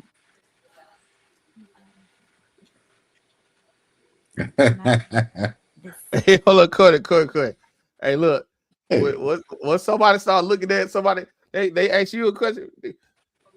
I'm telling you. Hey, help me out here, man. Come on, man. You want to talk to me like that? She trying to find anything. Huh? What'd you say? No, answer them. Oh, okay. I don't know. I can't answer that question correctly. You knew on December 9th that you had been paid for 2 of the 3 weeks you said you hadn't been paid for, didn't you? I don't understand the question. You just acknowledged you wrote it to Sonny. I was supposed to be paid for the week I was sent home. So I sent the incorrect amount because I didn't know he wasn't paying me for that week. Right. So you sought $6,000 instead of $2,000. That's my calculations was Right. And so that last week, that was a week you didn't work, right? because I was sent home. Right. So you weren't in the kitchen cooking. Damn. Mrs. Diggs sent me home because he had girls at Ma'am, the house. whatever you're going to I add should is be not paid. responsive, Your Honor. Yes. I don't understand. Oh, she get flustered. She said, you not listening to what I'm saying? Hold up. You going against what I'm saying? Hey, that chest shift. Ooh, it's getting hot in this bitch. God damn. Ain't nobody ever asked her no questions like this after she didn't said something. She don't know what the fuck she was going on right now. I'm telling you, when you start shifting, you're like, man, hold on. It's getting See, like, cold. it was not supposed to be hard. You supposed to believe what I say. Why am I asking all these questions? Now he goes day 2. Now he goes day 2 of this trial. 2 weeks ago, your lawyer demanded $5.5 million from Mr. Diggs, didn't he? Mr. Diggs offered me $100,000 to recant my statement. That is a So that is the only. Can you just sit her sidebar, please? She tried to fucking. You know that someone on your behalf has demanded $5.5 million from Stefon Diggs, don't you? I have a workers' comp claim, and Your Honor? I've explored all civil options. Ma'am, are you able to answer that question? No, I'm Counsel, not restate able the to. question, please. You know that someone on your behalf has demanded $5.5 million from Stefon Diggs. You know that, Ms. Adams? No. I don't know how to answer the question. I understand. have no further questions, That lawyer Am I drilling reading her the ass. text messages from page 114 to 119? Boy, them lawyers like, bro, what the fuck? Dude. And I'm You running told that us. bitch life. The next text message doesn't say anything. I won't be paying you shit. And do you mind just saying who's saying what? Okay, I said the first. And ruining that bitch life is what I said. Mr. Diggs said, I won't be paying you shit. Fuck, I look like paying you and paying another chef. Is you high, bitch? Who the fuck give you money for your business? Who the fuck gotta give you money for your business? I don't gotta do a motherfucking thing. You can get whoever you want. You got my address. Tell them to come take the money then. Fuck you talking about. I said bet. Pussy. Pussy. I said pussy. Show me I'm pussy. Will do. That's it. In your experience as a personal chef, is it common practice that when chefs get sent away, they get paid for the week that they get sent away? Yes. Because that's the only job I have. Oh, what the fuck? They ain't got shit to do with it. I know on Cross it came out that you made a public statement where you said, I've never sought money to settle this case. When you said this case, was that referring to the criminal case? Or... Yes. Thank you. No further questions. Go ahead. That series of text messages that you just read, that was in response to you saying after you were fired by Mr. Diggs, you will be paying me out for the season and the money. I'm sorry, and this is on page 113 of Exhibit 3. You will be paying me out for the season and the money you said you would give me for my business. Wasted my fucking time being here because you got a fucking circus going on, right? Yes. So when he said he wouldn't be paying you, he was referring to your demand that after you leave your employment on December 2nd, he nonetheless continued to pay you $2,000 a week for the rest of the New England Patriots football season while you were not working for him, right? That's not how it goes. You will be paying me out for the season, right? I was a contracted employee. It's a yes or no question, ma'am. I don't know how to answer that question. And before you said that, if you turn just one page back to page 112, what Mr. Diggs said to you that you were responding to was, I'm gonna leave you be. Thank you for cooking for me for this season. I appreciate you. Hate it even got to this. That's what you were responding to when you told him he would be paying you out for the season, right? No, it's a full context of those messages. Ma'am, was the message that came from Mr. Diggs that preceded your demand that you be paid out for the season? Thank you for cooking for me this season. I appreciate you. I'ma leave you be. Can you say that again? You can look right down there on page 112. I'ma leave you be. What was your question? I'm not finished. Thank you for cooking for me for this season. You can read along and correct me if I get it wrong. I appreciate you. Hate it even got like this. Right? That's what it says, yes. Okay. And you were really hoping that Mr. Diggs would give you some money so you could open your own restaurant, weren't you? That was an agreement. That was what you wanted him to give you, right? That was an agreement. Ma'am, is this a contract suit? This is an assault. That objection is Man, what the fuck is you talking about? What the fuck was that? I'm sorry, man. No, I wasn't thinking. She said it's an assault case. She said it's an assault. This is a fucking assault case. If you don't understand a question, you can say that. And I'm sure counsel will rephrase. If you can't hear a question, tell them that as well. But courtrooms function, and especially trials, unfold in a question and answer format. This is not an opportunity for you to interject your own narrative and evade responding to questions the court deems appropriate. And if you continue to do so, your entire testimony may be stricken. Dude, I'm so glad this shit happened. I'm so glad it went down like this because every other play that case, twerk joint. just like with fucking what's the Michigan coach? Hey, no one put the girl on fucking state, or she didn't get on. She wasn't on trial. No one else gets on trial. It's easy as fuck for them to ruin these dudes' lives and have to talk about it. Yeah. So I'm fucking finally glad they fucking actually did this shit. No, I agree. And this was after the alleged assault. This is when the bounce that ass like a friend, dude. Hey.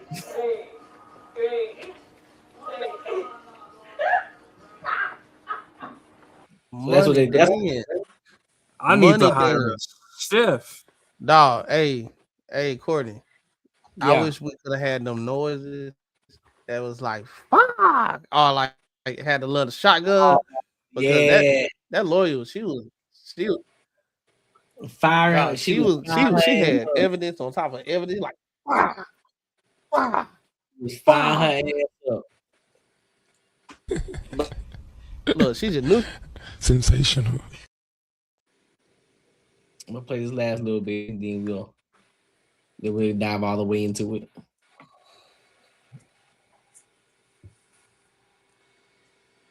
What in the popcorn ceilings is going on? Right.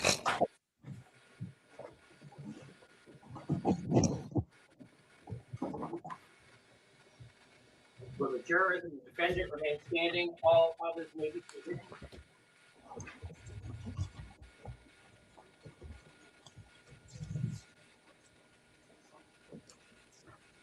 I got this.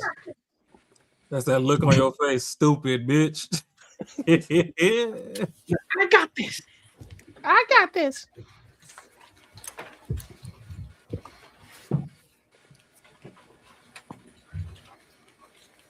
Madam Forelady, has your jury agreed upon a verdict? Yes.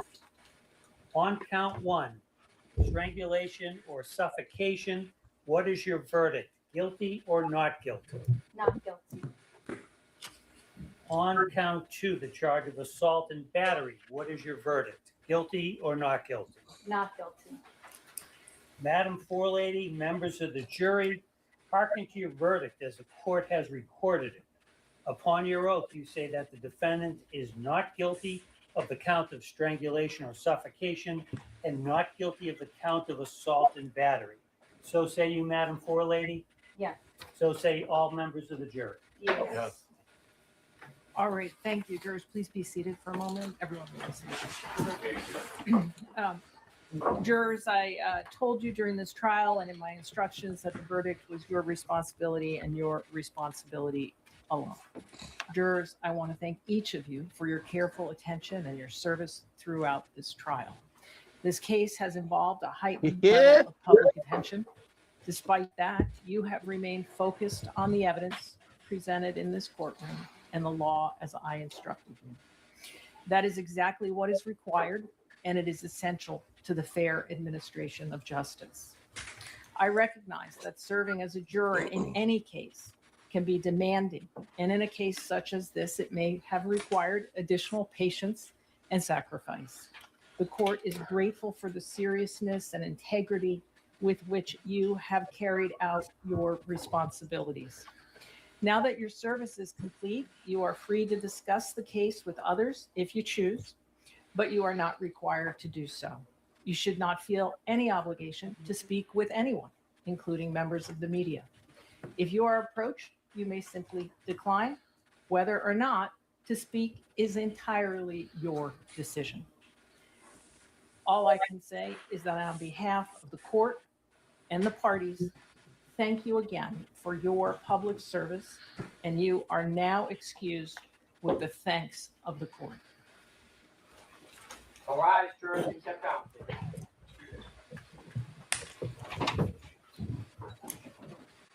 Boy, it's out the mud. So ultimately, what are y'all thoughts on this? I know it was a lot. We played a lot of different clips in the videos, but ultimately, what's your thoughts? I just put it like this: women, for the women that's watching, stop going against men when we be telling y'all when shit happens, go to the police, because this could have went differently. Because if he actually did it, this could have went differently.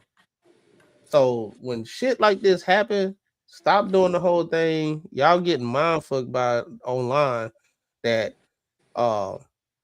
they ain't gonna listen to you anyway. Go do it instead of just sitting there and not letting this happen, because it's hard.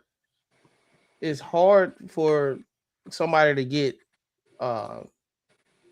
it's hard for somebody to get what's the name charged if there's no evidence. It's only about based off what you're saying. And I think, Courtney, the juice has run its dry with, in general, if he actually did it or not, or these men that do it or not. The equality side of the court system is the pendulum starting to swing back. They no longer just saying like, well, she said it happened and we finna grill the dude that's being blamed, because we see it time and time again, this money grab situation that's going on. So now you're gonna have to substantiate the shit that you saying now. And you can't be just saying like he said and this happened X, Y, Z. Bro, them lawyers said like text messages and this, that, and the third. The shit that she talking about she contract. I know chefs that's contract, and they didn't dealt with NFL stars. They can say, hey, we need you during the off season for 3 months. But if they feel like it's over and you ain't getting paid unless you got a contractual agreement saying that you'll be paid all the way throughout, no matter what happens, if you get fired or not. Y'all gotta dot y'all X's and O's. If y'all trying to do this money grab shit, go to the professional. Don't be thinking you just finna show up just because you got a pretty face and you just finna get some money. Y'all got to be more strategic with it. I'm not saying that this you should do it, but if you're gonna do it, just don't be sitting here having your girlfriend recording you dancing after you got assaulted,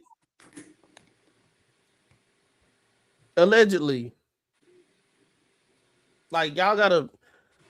I'm talking about, it ain't even got to be about assault. It can be anything else that you can go take to the police, so you can at least get a police record.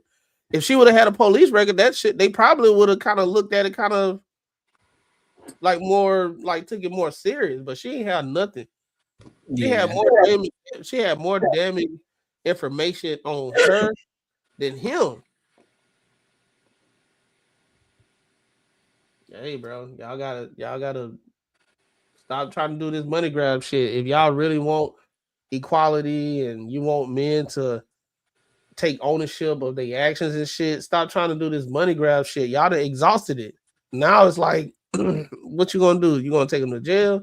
Try to put them in jail? Or you finna try to get money? Now everybody like, okay, it may be a situation where she trying to just get money. We need to look at this way more way more important. You know what I'm saying? Man, that shit was bad. That shit went left from the start, because it was a fuck section before it was a business. It was a relationship before the business happened. It was, oh shit, you cook too, so shit, I might as well go ahead and put you to use. I'm gonna have you cook for me. But then, of course, Stefon Diggs, being the visibility and the fact that he's an NFL star, he be fondling with other women too. So that's part of it. So I think what happened in that situation too is that she kind of got upset in that aspect too, and so she thought that she was bigger than the program, and that's what ended up. That's when everything started to go left. Because you talking about it's a circus and shit, and then you ain't even got a contract. And I'm pretty sure it was probably during when the shit was good, when he was laying the pipe pause. He's like, yeah, shorty, I'm gonna give you, I'm gonna make sure I give you enough money for your for your business to get your shit started. All that shit sounded good when everything was good. It sounded good, but guess what? You didn't get a contract, and that was your fault. You didn't get nothing signed on a piece of paper. You didn't get nothing written on paper. That's on you. That's your fault. And then you thought you was finna come in here, sleep, and get $5 million? Psh, yeah, all right. Crazy. Yeah, man. I'm not even sugarcoating, bro. I don't think he did shit. I think she got mad. She got fired. Shit wasn't going the way she wanted to. She thought she deserved the money they talked about the fucking whatever business they're gonna help her start. And then she thought she was entitled to get paid through the end of the season. More money. She wasn't even gonna be fucking working. And she thought this was gonna be a real easy money grab, and that shit didn't work out for her. Which only thing I don't like about it is that people that like he literally could have went to jail. Like if the jury did believe him, he could have went to jail. So there should be some sort of like something should be able to happen to her that like, hey, I don't know if she gets a felony or something, but they need to start like actually putting something in place when people do shit like this that if it comes out that you're lying, that you will be held accountable. This is literally just a building block for people to get better at this shit. Like, I don't understand how they don't even look at it this way. What the fuck? What do they have to lose? They say, you know what? I'm just gonna try it. If it goes bad, fuck it. I'm still good. Like, I'm cool. Still people gonna hire me. I'm gonna go on with my life. If it works out for me, cool. So like, why they don't think people gonna try to get better at this shit and then fucking try to put motherfuckers in jail and take all that money if there's no consequences? This shit's crazy, man. Same. Yeah, if they operate a business, if they're gonna continue to operate in that same business, there needs to be some sort of documentation that shows like, hey, this person was working with this said athlete or this significant individual, and they tried them for X, Y, and Z. So it's under your own discretion if you still want to do business with this individual, considering the fact of what they have, this shit that they have on their rap sheet. I think that'd be I think that's something smart too. I think that's something too that they should start doing. Especially it should be jail time, man. If I can go to jail for some shit you lied about, you should be able to go to jail. Like, it should be some fucking jail time. It shouldn't be no slap on the wrist. Because some motherfuckers still probably hired, but like, at the end of the day, like, man, nah, bro. Like, I take that's serious as fuck, bro. You can go to fucking prison, because somebody else got mad on some bullshit, and then they don't get nothing happens to them. It's crazy as fuck, man. That's insane. I think they should get a certain percentage. I wouldn't say the full, because I can see in this situation it wouldn't be absolute. Like, just because some dudes or women, whoever, they might get off, but they actually still did it. I'll hate to have somebody that they actually did it and then somebody go to jail because I guess it has to be proven that they was lying. And that's hard to do. And then they can get the full sentence, but that's kind of hard to do. I think that'll be like one of those exceptions that they are proving it to be lying and shit. Just like what's that Johnny Depp situation? Oh yeah. That's one of those things. That was one of those things that she should have to pay.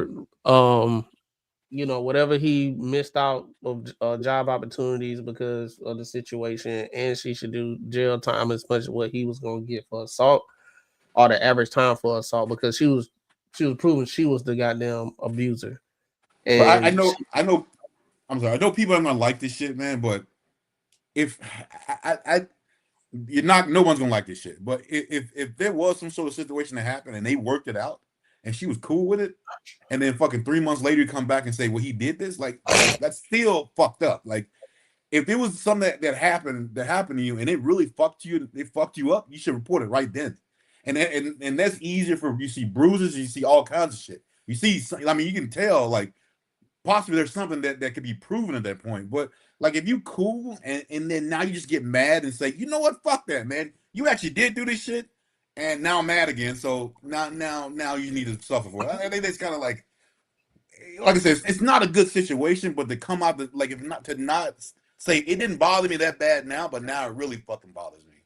Like, she was trying to get on the train with the whole Cardi B situation, but she ain't realized with this court shit, you know what I'm saying? It take time.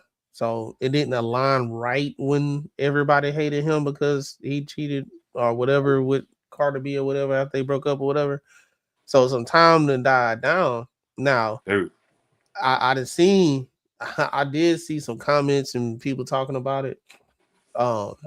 This shit was so bad that the people that was on Carter B's side, even they was not even like, yeah, I'm still rocking with her against Diggs, because it was so bad that they was like, yeah, this chick lying. I bet she was hoping so bad that Cardi B would have so much animosity against him that she would say something like to kind of help her story out. I just want to know what her legal team was like. What was they doing? She probably didn't have enough money to afford it. I guess I don't know. She didn't. She didn't. She said because in one of the other ones that they were talking about, like her counsel was a person she hired for the workers' comp, because now she's saying she got hurt at work, so she's trying to get a workers' comp like lawsuit going too. So she didn't actually have I don't think she really had a real lawyer. So she had that person help her out with some of the shit. So no, she didn't really have a legit lawyer. But the thing was, she was just, I don't even think she was really, was she even on trial? She was just like a witness or something. I mean, like, she was the plaintiff. She was the plaintiff. Yeah. She was the plaintiff. So they was cross-examining the plaintiff. And with the thing about Diggs, right? He had representation. So he didn't really have to talk. So he had legal counsel. So they was doing the talking. She was on the stand, but it was so bad they didn't even have to put him on the stand because she was so bad. It was like they said everything that she was saying. Everything that she was saying, they lawyers had proof that it wasn't what she was saying. Like it's bad. And one thing about what people be doing, they be going based off feelings all the time. But in court, it's about what you can prove. All that feeling shit is out the window, depending on what, you know, Megan Thee Stallion case. That was nothing but feelings. But in general, you ain't gonna get Megan Thee Stallion case and shit. You got like real deal, real people type shit. And that text message said I'm gonna fuck your life, or fuck. She said something like I'm gonna fuck your life up or some shit like that. Yeah. Yeah, and so she definitely killed her right there. Emotion. She should have just been quiet. Went to the police, got pictures. Because she light skinned, so whatever he did, it would have showed up. Get the pictures and do what you got to do. But nah, I don't think he did that. Like let's say she did get hit. Instead of doing what she got to do, she on camera dancing like I'm about to get some money. Yeah, bitch. We finna go on some trips and shit. She ain't got nada. Man, if a dude hire her as a chef, he is a dumbass. Shit, you bugging. I hire ass right now. I know you would. Right now. She wouldn't even fucking be able to step in my fucking driveway, man. Shit, can I milk up in the morning? Yeah. She'd step on my driveway and fucking break it. I'm with Marcus on that one. I'm not I see that like I'm good on her. I can find shorty. It's another shorty that look just as or better than that can cook too. I don't need it. I'm good. That's why that's why y'all need to be getting in trouble. Y'all need to hire. Y'all need to go hire. What's her name? Y'all need to go hire them chicks with the names like Cecily or what the fuck? It's another name. It starts with Wayla. Yeah, you know what I'm saying? Wayla too, man. Hey, Benita or some shit like that. You know what I mean? You need some names like that because you know she a little chunky. She ain't that attractive, you know what I'm saying? So now you know you can just focus like this is short, but she just cool though. She nice, cool, she professional. When she come in, she got her full chef coat on all the time. Oh, you mean okay? So none of the perks. Yeah, bro. Like I disagree. I don't need nah, you good. I don't need that enough. If y'all scared of women, just say that. Not the woman logic. How if you scared? Y'all scared of women, just say that. Hey, man, I'm scared of them bitches can do. Shit, you ain't gotta be scared of her. You ain't gotta be scared of her, because whatever she do, she gonna do it wrong. That fool, Silly. That's her name. You gotta get a dumb one. Look, Silly. That's her name. You need to check what her name named Silly. You get one of them names, yeah, and she can cook, but she ain't that attractive, yeah. She got one of those color purple names. See, and that's how y'all come up on here and y'all don't understand psychology. The main fact that she's cooking, doing a womanly duty makes her attractive. Don't matter how she look. If she do it long, fuck down with that shit. That's cool. Man, listen, bro, that shit sound good. That shit sound good. At the end of the day, nigga, you can look at that bitch, you gonna see that them underarms flapping like, nah, I'm good. Like, she cook a meal though. And, nah. What the underarms got to do with you getting your nut? To a nigga who don't know how to control himself, nigga. What you mean? So you just gonna bust down anything? Just because, she in the kitchen cooking, shit, my shit on hard because she cooking. Come on, bro. Do you realize a lot of these lazy ass? You can't be that much of it. They can't be that much of a Neanderthal. Oh, y'all can stick to the manosphere talking points, or y'all can stick to reality. It's a reason all these lazy ass bitches that had kids go get the nanny, and the nanny start getting the damn Mario coins knocked out her coin purse. And now shorty over there mad and in court trying to get a divorce or whatever, talking about he was cheating with the maid. When that bitch bent over scrubbing that towel with the damn toothbrush, scrubbing that grout, and that motherfucking ass shake, and you fucking shorty been over there 3 weeks telling you no, giving you all these fucking excuses. How did she look? It don't matter how she looked. That's a key factor, Rossi. You missed. No, it's not. No, because you. No, it's not. It is a key factor. You're not taking the bitch to a Broadway show. You putting it through the headboard. It don't matter. You're not gonna sit up and gas like me and sit up and tell me. Nah, you don't want to be facetious. I'm telling you reality. This is the reason I'm unbiased, bro. Okay, well let's talk about it then, Mr. Unbiased. Why when you go to shows, right? When you look at shows, you look at Martin's and you look at all these other shows, because they depict what's actually going on in reality, right? So why do you think that a lot of these men, when they do have these maids, when they do have these cooks, when they do have these assistants, they are attractive. They ain't no ugly bitches. They're attractive bitches because they want some pretty shit beside them, right? And what ends up happening, they end up fucking them. How come you never see no ugly bitch that's beside them? And let me know that why. Let me know that's because niggas don't brag on their ugly bitches. You know this. So you tell me they keeping all these. You tell me they keeping all these. Name me one nigga you know that got him a maid that was shane at least mildly attractive. And you look at it and your home will be like, oh, nigga, you got her in there with the crib, and your chick okay with that? Name me one. Name me one. It don't matter. See, now you when ain't that motherfucker stand up and he need to be fucking waxed off. All that shit is out the window. The same way Macaroni get up on here and be talking about swamp donkeys, the swamp donkey's still getting hit. By who? So what are you talking about? The swamp donkeys ain't. But here's the part that you're missing. These swamp donkeys ain't assistants. These swamp donkeys ain't the maids. These swamp donkeys aren't the cooks. Yes, they are. And they ain't getting buzzed down. Yes, they are. Name them. Why would I fucking go off naming bitches? It ain't my problem. Name me one. You want some shit that you could Google. I'm telling you reality. Your next door neighbor might have one. You want some shit. You got the level of visibility. You got the type of money to get any type of cleaner you want. And you mean to tell me these niggas who got money, they finna get them an ugly maid. So we gonna keep it real? We just talking just to say some crazy shit. Your wife might get one. We are keeping it okay. And so you proving a point there too, Marcus. And that's why you think half these bitches be off the rails talking about, oh, well, why you out here fucking with this ugly bitch? You thought getting an ugly bitch was finna save you, and it didn't. No, so that does save you. Bitch through the drywall.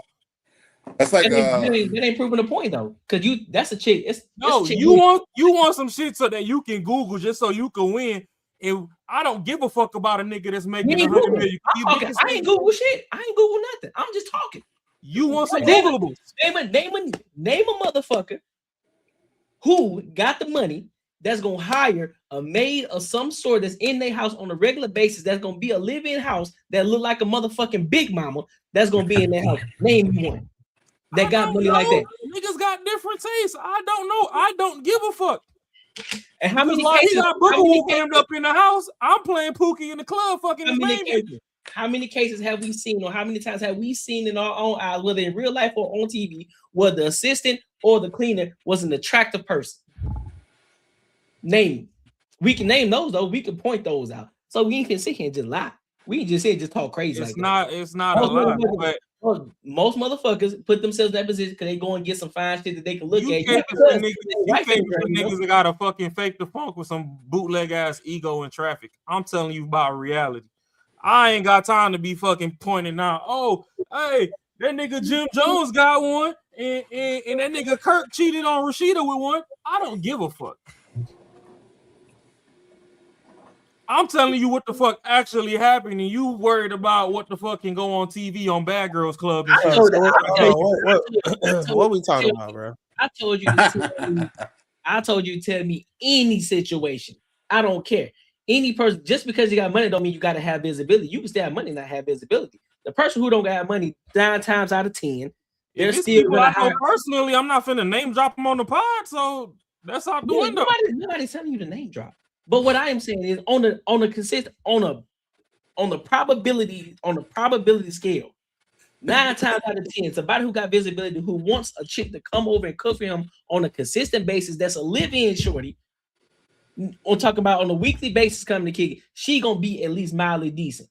She's not gonna be some type of wombat. She ain't gonna be no 200, 300 pound woman who ain't well kept. He's not gonna be that. So you can miss me with that bullshit already. Now, if you just talking about some regular bullshit shorty that you just got coming over, her name, she a Section 8 shorty. She ain't got no business for it, but she can just cook really good. That's a whole different conversation. I'm not having that. I'm not having that conversation. I'm talking about this in particular, pertaining to this situation with Stefon Diggs. That's what I'm pertaining to. So you having that conversation, cool. That I can agree with that. But I ain't rich enough to have this convo. I don't know. I wish I was. Ain't even about being rich though. It's just a simple fact of looking at the reality, bro. 9 times out of 10, most niggas, if you got a maid, you ain't finna. Most niggas who have, even if you got a little bit of it, and you want a maid to come clean your house, she gonna be somewhat attractive. I say. What's your attraction? Some niggas like the face, some niggas like the waist. So what is the attraction? It's more likely that the dude might cheat on his wife because the wife picked her out, and she can't. The maid can't look better than the wife, and he still smashed her. Than a bachelor guy that want to hire a maid, a chef, a woman maid. That's his preference and everything. He's gonna get. It'll be a higher probability he'll get a fine chick or whatever. And I proved the case for both of them. I said she can still be mildly decent. Right? She can be decent, or she just ain't gonna be straight out ugly as fuck. It ain't gonna happen. Bro, I used to know a dude who owned a cleaning service, and I'm telling you, he did not hire any fat maids. He did not. He only hired fat young. Don't make you ugly. Young, a young, good-looking chicks, like body-wise, whatever. And we over here preaching on ego right now.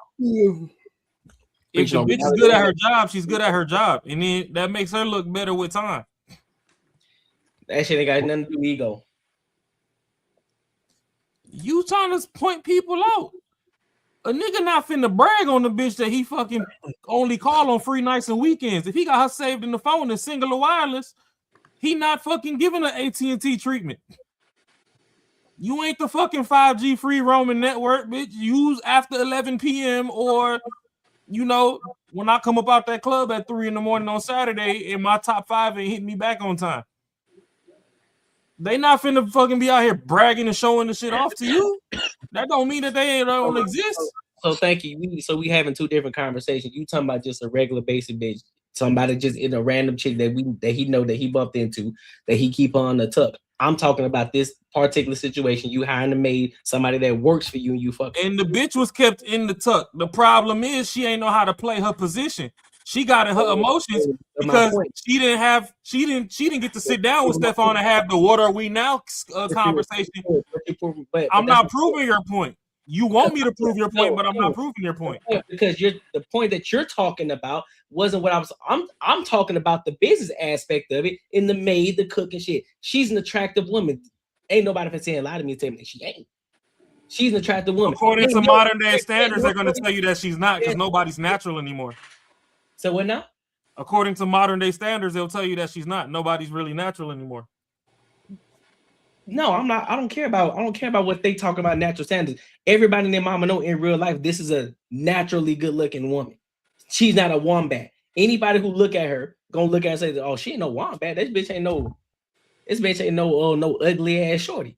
Yeah, this was premium Freaknik material back in the 90s. What I'm talking about is the ugly wombats. We talking Leslie Jones type. Sorry to put her name out there. I just gotta give an example. Leslie Jones type. Ain't nobody doing that, bro. All right. Ain't nobody finna hire no Leslie Jones type, bro. Especially if you got that type of money, you ain't finna do that. And if you saying that they all, that's cap. That's cap. If Leslie Jones come with the damn 150-year perfected family recipes, she getting hired before a bitch that got to read Martha Stewart book to make your fucking food. And that's fine. He ain't busting it down either. You don't know that. He ain't busting down. You don't know that. No. You don't know that. Ain't no nigga busting. There's a lot of bitches out here who know how to cook and they still ain't getting fucked. So I mean, it sound good, but they ain't. You, like I said, you don't know that.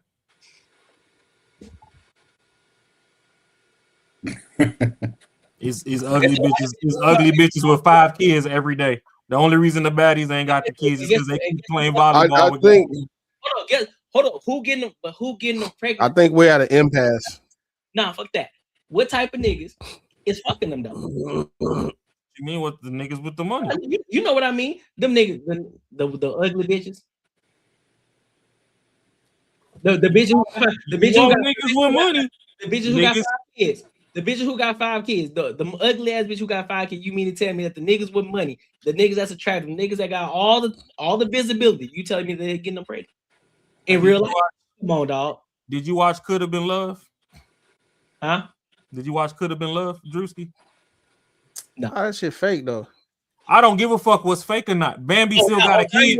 Was fake or not, but you raw though. Bambi still got a kid in real life, as I'm saying. So somebody fucking the bitch and dogging out and busting the nut off in that coaching. So let me know. That's two different things. It ain't no 2 different things. Let me know what nigga with visibility that got a lot of money, like getting around some niggas with some motion and getting them guts dug the fuck out in the worst way. Let me know what nigga is busting her down that got the visibility that's busting her down. Let me know what. And that is why I'm telling you, you're talking from an ego point. That's not an ego visibility point. No, ain't gonna show you all his bitches. You just dropped her name. You dropped her name, did you not? So therefore, if you're gonna drop her name to try to prove a point, so therefore, what's his name? What type of visibility does he have? Because you the one that said niggas out here with the money shit, they still knocking these wombat bitches up. Okay, bet. Name me the dude that's busting her down. That's a wombat. Because since he got the visibility and the money, name him. All the bitches. Exactly. 9 times out of 10, them the shorties that's fucking the niggas who ain't shit anyway, and them the niggas that don't nobody even want anyway that they out there fucking. So what we talking about? So what you talking about? I done said what I said, and you just trying to fight it. So I'm gonna let you have that. That's fine. But I know y'all. But I said what I said. That's all I'm saying. What you say? You trying to talk about ego? You want the bitch that you can take to I'm not take talking ego. That's what you want it to be. I'm not talking ego. You keep talking, man. If you trying to say point somebody out to show you something. What you say? Go straight up about based around whether she is ugly or pretty. It doesn't matter.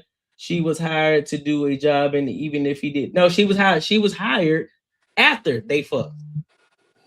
They were fucking before she got hired. Stefon Diggs said, "Hey, bro, I'm gonna keep you around. I'm gonna give you a little money so you can stay around." He was busting that down before he hired her, and she thought that she was fucking finna turn into some wife. And she texting talking about, "Oh, hey, baby, what time you gotta go to work in the morning so I can have your breakfast ready?" So she got caught up in her fucking delusion, and that's how she ended up in court being stupid. Look at that. That's her problem. Okay, so niggas that's on top of their bitches, they not gonna tell you which one is pretty and which one is ugly. You gonna just see them. The bitch that can fit in the Lambo is the bitch that get to go out and come fucking party at Cheesecake Factory and all that. And when he get the to-go plate, Booger Wolf finna pull up and fucking throat this damn shaft with the balls. Well, y'all niggas so unrealistic. So hey, you know what? That's fine. We had a disconnect. I forgot. Whatever y'all do in the suburbs, be blessed. Even that's the I thing. know in the hood, the it's a thing. bitch in the project basement getting put through there, and they will see, never be seen in traffic together. But see, that's the problem, though. You think it's just because it's a suburb versus in the trenches bullshit. Right. All that shit just fucking same. I done seen all that shit. That shit don't mean no. We know them. We know who the ratchet niggas is fucking. We know who them swamp duckies is over there fucking too. And them hoes ain't getting none one of them niggas that's over there in the suburban area. They ain't fucking them hoes, man. They ain't paying them hoes no mind. It's some niggas that's over there in the trenches that's fucking them bitches.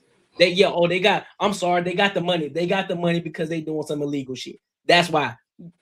My bad. But the niggas who work they saw, they ain't fucking them. They ain't going over there to the fucking hood to fuck them hoes, man. Oh no, that's some bullshit. Shit. Okay. Man, that's bullshit. That's bullshit. Them niggas ain't over there doing that. They ain't fucking none of them hoes. Man, hey, bro, the dope dealers have the baddest bitches. I don't know what y'all talking about, man. And them hoes be ratchet as fuck too. They had the baddest bitches in traffic. Them motherfuckers be they be housing chicks from the birds, bro. Like where I'm from, traffic. Them big time dope dealers. The bitches that was kicking with us at the trap house do not look like the shit that you get to see. The bitches that's pulling up to the trap house that was up there kicking with us, shooting dice, taking all the shots and shit is not the same bitch that you see when a nigga step out to go to Benihana's. I'm talking about the big time dope dealers, not the little cats, the big ones. The motherfuckers got some fine ass bitches. I wasn't in no little time trap houses. That's what I'm saying. They don't even fuck around in the trap houses, dog. Oh, okay. They don't. They got their minions going around fucking around and shit, bringing it to them. Yeah, all right. Hey, man. Okay. That shit sound good, bro. Yeah. Nah, that's fine. Do your thing. That's it. All that shit sound good. These niggas ain't. I want to be politically correct. Ain't nobody being politically correct. We giving it from our perspective. I'm giving you reality. You talking about it sound good. That's good. That's what's really happening in traffic. You giving a reality from your perspective. But for what we say, them niggas ain't doing that. So therefore, he is doing that. I'm giving you from a global perspective. Where? Global. Oh, okay. Where? What you mean where? Global, nigga. I ain't never studied a day in my life. Let's be specific. Where? You could be Pacific, Atlantic. I don't give a fuck. I ain't say Pacific. I said I can speak. Global. I can speak. I said specific. I ain't say Pacific. Pacific, Atlantic. I said global. But I said let's be specific. Where? Fam. Because these niggas, because we're looking at, we've seen many cases where these side chicks, well, not even side chicks, these shorties that's working, that are assistants, none of these hoes are ugly. So again, I say, where are you finding these cooks? Where are you finding these cooks? Where are you finding these maids? You listen to the internet here, so these women who are doing the job for you and doing what they're supposed to be doing for you, that you're paying them to do, and you fucking them. And they 200-pound, ugly, wombat looking bitches. Let me know where they at. That's fine. Let me know who hiring them. Let me know what niggas who can hire these women are hiring them. Let me know. Because we ain't talking about just shorties that you just met in the club that you just fuck on the night. It's a drop for you. Like, hey, let me hit up shorty.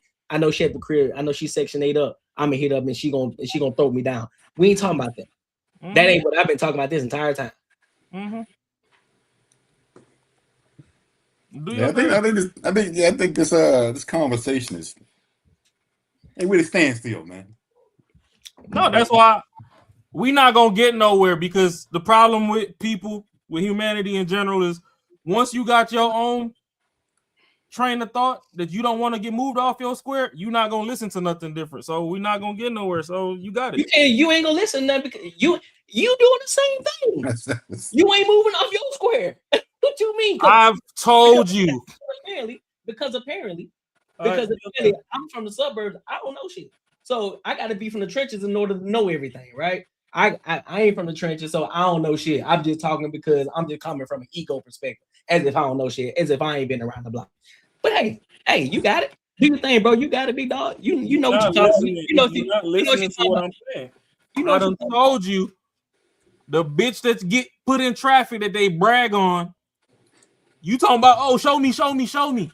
They're not gonna show you these bitches because they don't want them ones to be seen, is what I'm trying to tell you. But you skipping that fact and you want some fucking trophy ugly bitch. I ain't finna be naming no celebrities. I don't want to throw nobody under the bus. God made everybody in his image. Y'all do what y'all do. It's people out there that don't fit the quota of what we say society deems as the baddest of the baddest, or the thinnest of the thinnest, or the curviest of the curvy. And motherfuckers know that, and they keep those ones in the cuts. When you keep saying, show me, I'm not gonna jump out of traffic and be showing you shit because them bitches ain't the ones that need to be seen. I'm telling you, the arm candy is different than the one that get put through the mattress at times. And they both on the same fucking payroll. That's all I'm trying to tell you. I hear you. You trying to say a dude will smash an ugly chick, right? Yeah, of course he will.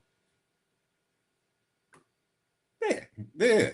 But I'm telling you, it's motherfuckers that got them ugly ones put up because that ugly bitch cooked beautiful plates. It's a reason why Cooking with Kaya had the streets in turmoil, because she cooked and was appeasing to look at. But even when she started that wave, it's some TikTok and IG cooks right now that look like they done got hit by a city bus. But the motherfucking plates that they got look like 5-star Michelin plates on that motherfucking video. And there's somebody out there that put them bitches up too.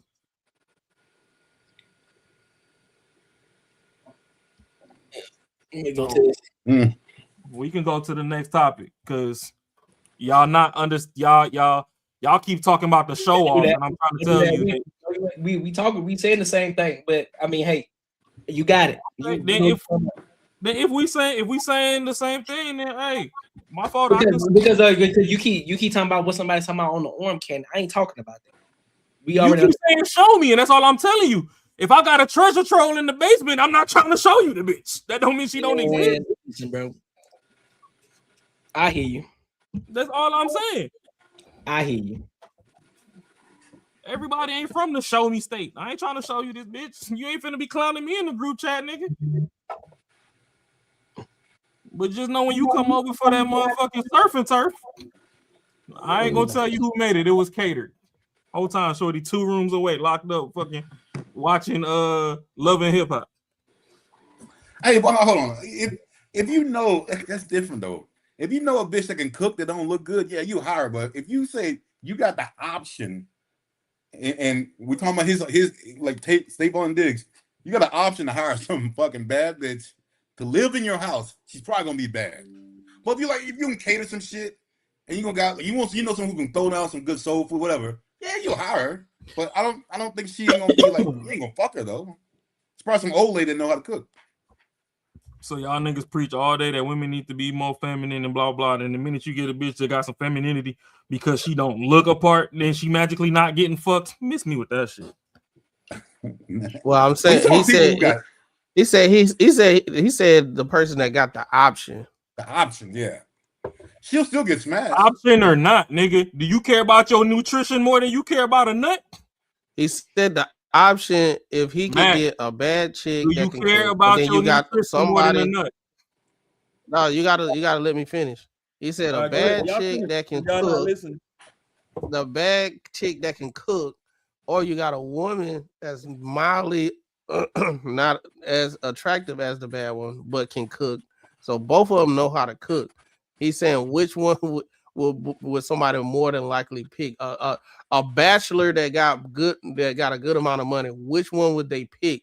Both of them know how to cook. He can get his nut on both of them. But at the same time, which one would they pick? The bad one or the one that's not bad? If he had the choice. It depends. So you'll go with the one that's not bad. You'll go with the one that's not bad. If she is already at a deficit, she's gonna make up for that in other areas. Which means the bitch that's not the baddie cook way better than the bitch that's the baddie. That's what I'm saying. What is important to you? So now that you hired her for your nutrition, but she's completed and fulfilling her feminine duties, If it matter of fact, I'll do you one better because we got somebody that we all listen to. What does AD tell you all the time that when growing up, his daddy always told him to stay away from, and why? Stay away from the big girls because you'll start liking them. All right, I rest my case. But I think okay. But Marcus, he put the situation that both of them know which just prove my point, by the way. But hey, we ain't gonna say nothing. We gonna let it keep it going. Just prove my point. But both of them know they know the nutrition. They know this. Both of them feminine. It's just both of them. Just one. They the same. One looks better than the other. Which one they'll pick? More than likely, in general, do to pick the one that look better. And not all fat girls are ugly. So I mean, we're talking about all fat girls not ugly. I done seen some fat chicks. Well, I ain't gonna say fat but I done seen some big chicks that look good because they proportion. All right. Make sure y'all like, comment, subscribe. Thanks for kicking it with the Banter and Barter crew. It's your boy Unbiasedly Raw, Macaroni Tony. We got Courtney Edgar, Marcus. We can move on to the next topic. I guess we all saying the same shit from different views. That's like asking a chick if you could get a trainer. Both of them know the same shit. One is 6'5", one is 5'9". Both of them are fit. Which one they will pick? More than likely they'll pick the tall dude because it's just like in general, most women like a tall guy. In a general sense, we're not saying that nobody will pick the short guy, but in general, most women will pick the tall guy. So in general, most dudes, there might be some dudes that pick the other chick, but in general, majority of guys probably pick the more attractive women. If both of them got the same knowledge base, same cooking skills and everything. And the intent of the situation is not to wife them up or nothing like it's just smashing. All right. Because you know, nah, I ain't even gonna get into that. That's cool.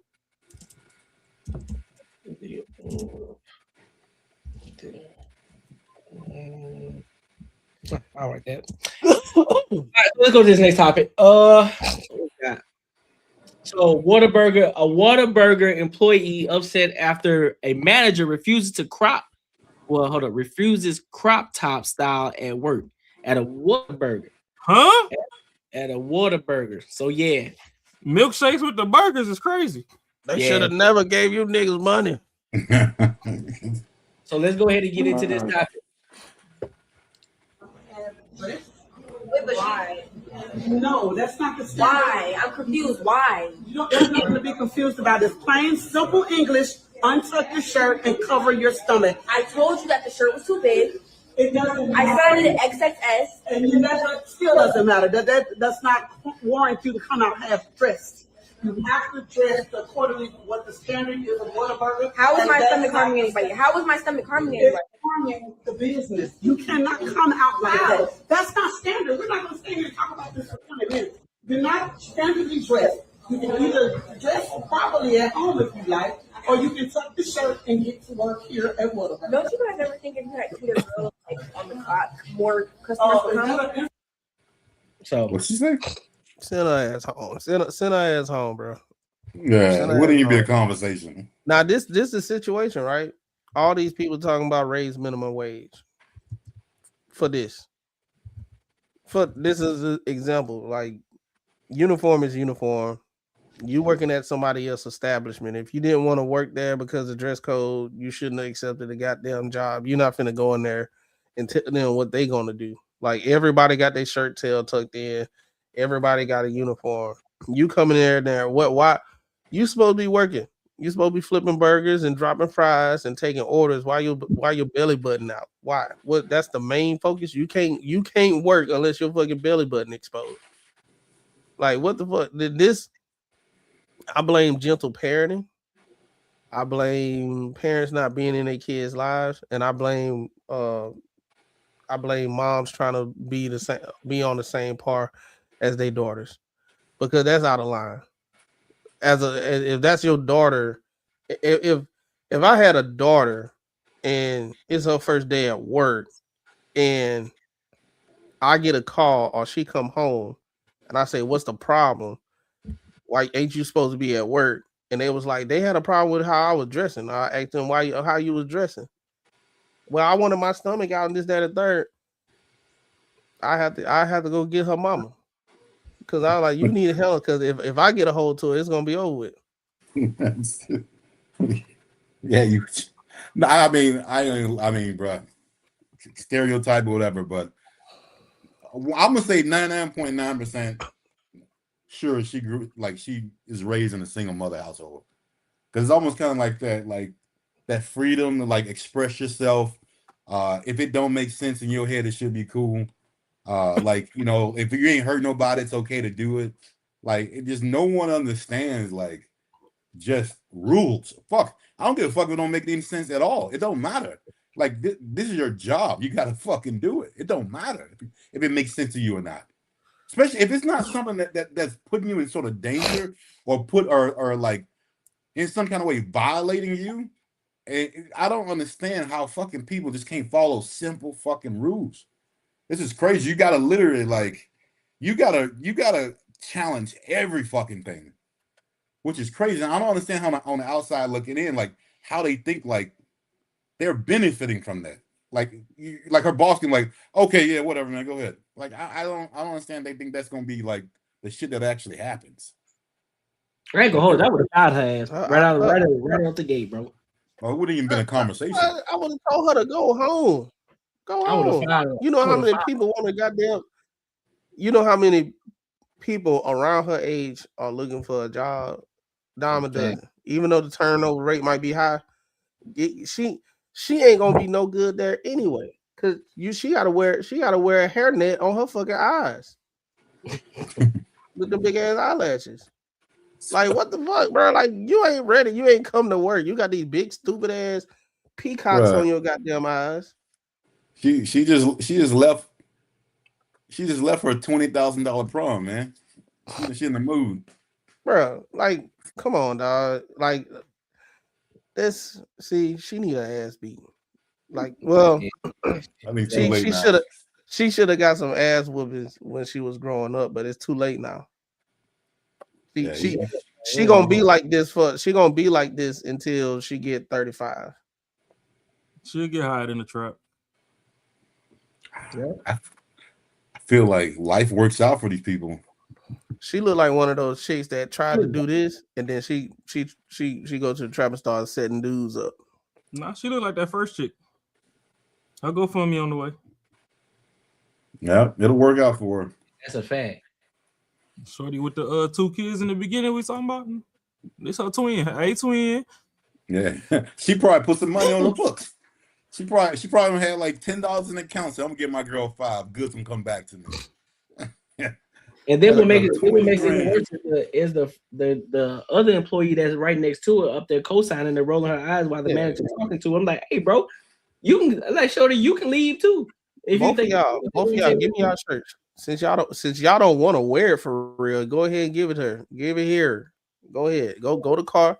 Go in the bathroom. Give me the shirts. Y'all can go home. Give me the name tags. You can. I hope your mama come up here and raise hell, because we're gonna get both of y'all ass arrested. Go to jail. I ain't even got time for it. I ain't even finna get to the point where your mama come up here and start raising hell and throwing straws and shit. I'm gonna have the police already up here to take y'all to jail when you start acting crazy. Ain't got time for it. I've been a manager of retail before. I know I got hindsight of a worker that's like this. Her mama ain't got no damn sense either. No. And her mama gonna come up here. Well, come up there. See, I don't went back in time. Mom gonna come up there and raise hell and be like, why y'all fire? Ain't nothing wrong with how she dressed and shit. I'm like, police, go ahead and do what y'all gotta do. They remove them. And I'm gonna put their name in the system. They can't go to no fucking Whataburger. They bad, goddamn. They trespassing. Trespassing. So you ain't gotta ask me twice, bro. Trespassing, we good. Go. Trespass. Get out of here. Over $12 an hour. If that. But you know me, to tie the whole show together, this goes to show what Blue Jasmine was saying, talking about, oh, why a man ain't chasing? Who the fuck want to chase somebody that wear 2 brooms on her eyes but got the damn ball spot from the lace front glue patch? I thought that was the light. I thought that was just the light on the hair. It's the light, but that's where that lace front glue be fucking. When she snatched that bitch off to go fight them bitches, she claim is the ops. That's what left that ball spot right there. We grew up dancing the chicken head. Bark, bark. She done ripped it out. Ball head, scallywag. Yeah. And even in the song, the bitches had attitude. Boy, please, whatever. Please, All right, well, if it's whatever, I'm not chasing you no more, ho. So when you want some dick, holla at me. I got it on me right now. I ain't like your homegirls that got it. They got to leave theirs at home in the shoebox. Mine on me right now. So when you want it, come holla at me. Somebody finna chase you to go deal with that funk ass attitude. Bring your ass, ho. All right, I'm coming. Y'all real that's it. Use the hoe. I don't care what your mama hoe. They got that hoe. Bring your ass. All right, I'm coming. I'm coming. Yeah, shit. But Whataburger, they real like strict on their standards and shit. So like she like for her like at a Dairy Queen, at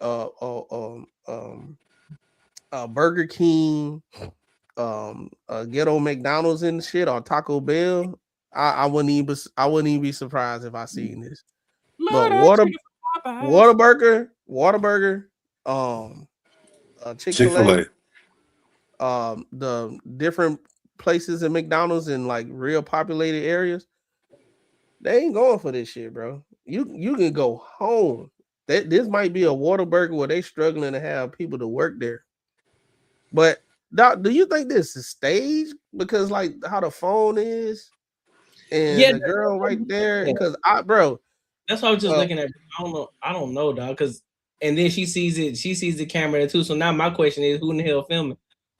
Because usually managers that look like the lady right here, bro, they are going home. They wouldn't even try it. Like Miss Brenda worked today. She working today. You already know you can't walk in here with that. They probably knew what was gonna happen. That's probably a recording. No, but she too lenient though. Oh yeah. I'm saying like managers that like that, they be like, hold on. So you ain't gonna say, all right, you can get off the clock then. You can go home. Go ahead and call your ride. You can stand outside. Unless she one of the ones like, unless you're like one of the ones like, I don't want to bust down a Friday night, so I'm gonna do whatever. Oh, you need to get your charger? I'll have it till you go sit outside. You get off the clock. Matter of fact, don't even come back. Someone will do it. Hey, but if you got that lazy manager who don't want to clean shit, because they'll put up for a little while. Oh no, that's the auntie with the flabby arms that still getting knocked down on the Saturday. I think she ain't going. She ain't going for it, bro. I think it's staged. But she a tall chocolate auntie too. That's a premium. But even though this is staged, this does happen though. It does happen. I don't even think it's staged, bro. We at a point right now where it ain't hard to say. Reality just intersects faster than it used to because everybody fucking can up a phone. It don't take but fucking 3 seconds to open your camera. The camera got a shortcut on the lock screen. So this just happened in traffic, and you got auntie of the old school. You got to remember, we the ones that was born before the internet. So in the heat of the moment, we don't give a fuck about cameras. If it's up with me and you, and I'm finna beat your ass, I don't give a fuck how many cameras come out. I'm beating your ass on camera. That's on you. You a highlight reel now. Do that Charleston White said, if I get in a fight and I lose and I get knocked out, and I wake up and you record me, I'm gonna fight the man with the camera. I mean, shit. If I get my ass beat, that highlight reel cannot hit the streets.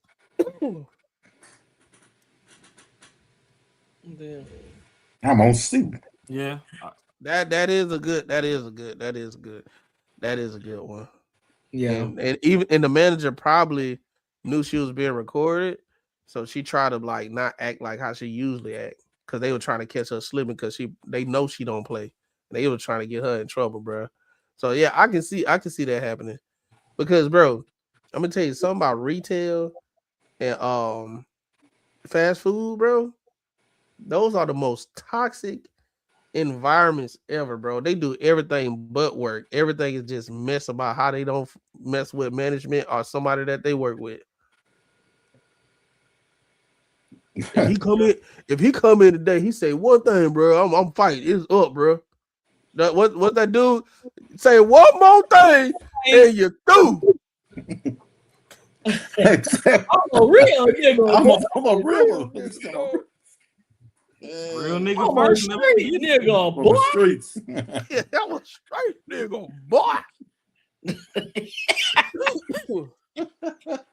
But once I got out of retail, bro, it was like a weight just lifted, bro. I ain't gonna lie, dog. I couldn't stand dealing with people. I couldn't stand dealing with drunk people coming into the store, because they be doing the same thing she doing right here. I'm supposed to get 3,000 points, but you got to buy 2 more items of the same brand. Y'all need to do y'all marketing better. Oh yeah, but, ma'am, I don't do the marketing, ma'am. I just work here. I'm trying to go home. Let me speak to your manager. I am the manager. He worked at Winners. That was said I worked at Winners for 30 minutes. He said, "No, this is not it, dog. This is not it. This can't be life. This can't be life. This is a shit. How would I say it? This case is like an incident of watching an ugly girl try to peacock to up her value. She knows she ain't all that. She got to show off that little bling on the belly button and hopefully get chose through that drive-through window. And auntie up there fucking up the play. That's why she mad. He's trying to sell drugs in a drive-through, bro. But honestly, bro, a lot of these bitches need to start skipping brunch and shit, man. Like, look at how puffy her face is. I ain't really want to. Man, get this shit off the screen before I start. I don't know how old she is, so I ain't gonna say nothing. But I'm just going based off like what the complaint was in the video. It's just wild to me. If this is not staged, this is wild to me, because it's just where we at with society, that everything is okay. There's having standards is bad, right? Having no standards is good, and you bigged up for it. And she got the audacity to talk to an elder like that. Hey, if I was her dad and I saw this video, shut down. You go to the military. I don't think she got a dad. I'm gonna be honest with you. Probably, yeah.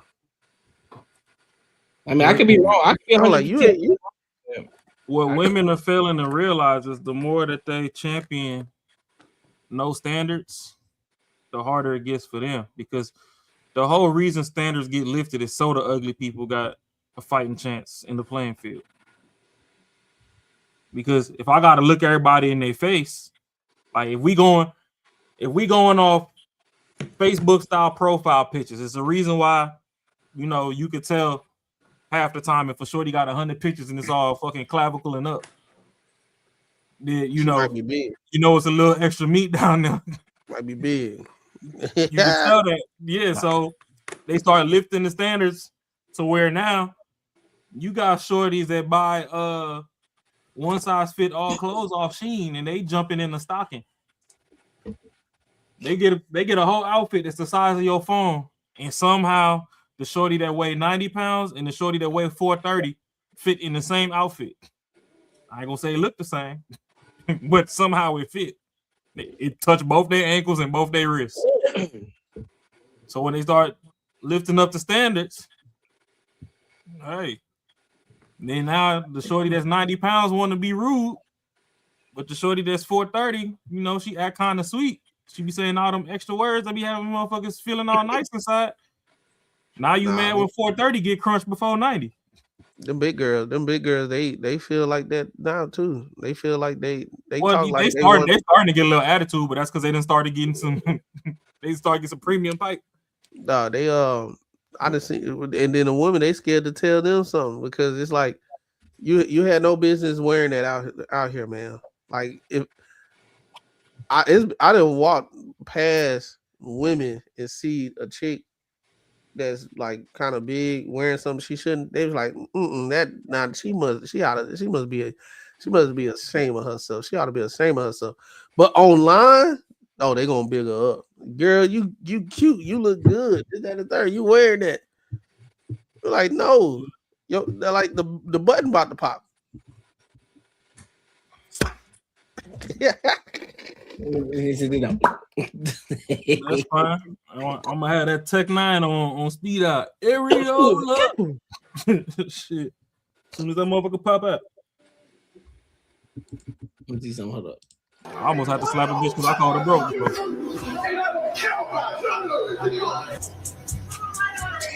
Oh, damn, that ain't the one. Well, that is the one, but I'm trying to find the original. A whole lot of ski mask on that algorithm, sir. Boy, you ain't lying, bro. Like, Yeah, I typed it in. That's why. I'm like, damn, I feel at home on this one. Yeah, I typed that one in. That ain't because it's on my algorithm. That's for sure. I'm like, damn. Y'all saw what it's saying. It seems like it's the same dude and he in a warehouse finna fight somebody else the same way. He in Guthrie's, like the dude in Guthrie's. I think that's the food spot that he was in Guthrie's. I was like, bro, what? You got one more time. Hey, you through. As far as believability, I don't believe shit be staged nowadays. All these motherfuckers watch all this Bad Girls Club and all this other shit, and then they just randomly want to go do their own big one in traffic too. And we see the video. Now you just got to worry about if it's AI or not AI. But I don't think shit be staged. This is how motherfuckers really acting in traffic. I don't know, because like even in those type of jobs and everything, they were like, look, why you recording? You can't have your phone on the floor and stuff. You can't have your phone in school. That don't mean motherfuckers ain't cussing out their teachers. I know that, but like usually it's like within the interaction, somebody will say they'll look at the camera and say, why you recording or something. Like they just discounted the camera the entire time, even though the camera person was doing this.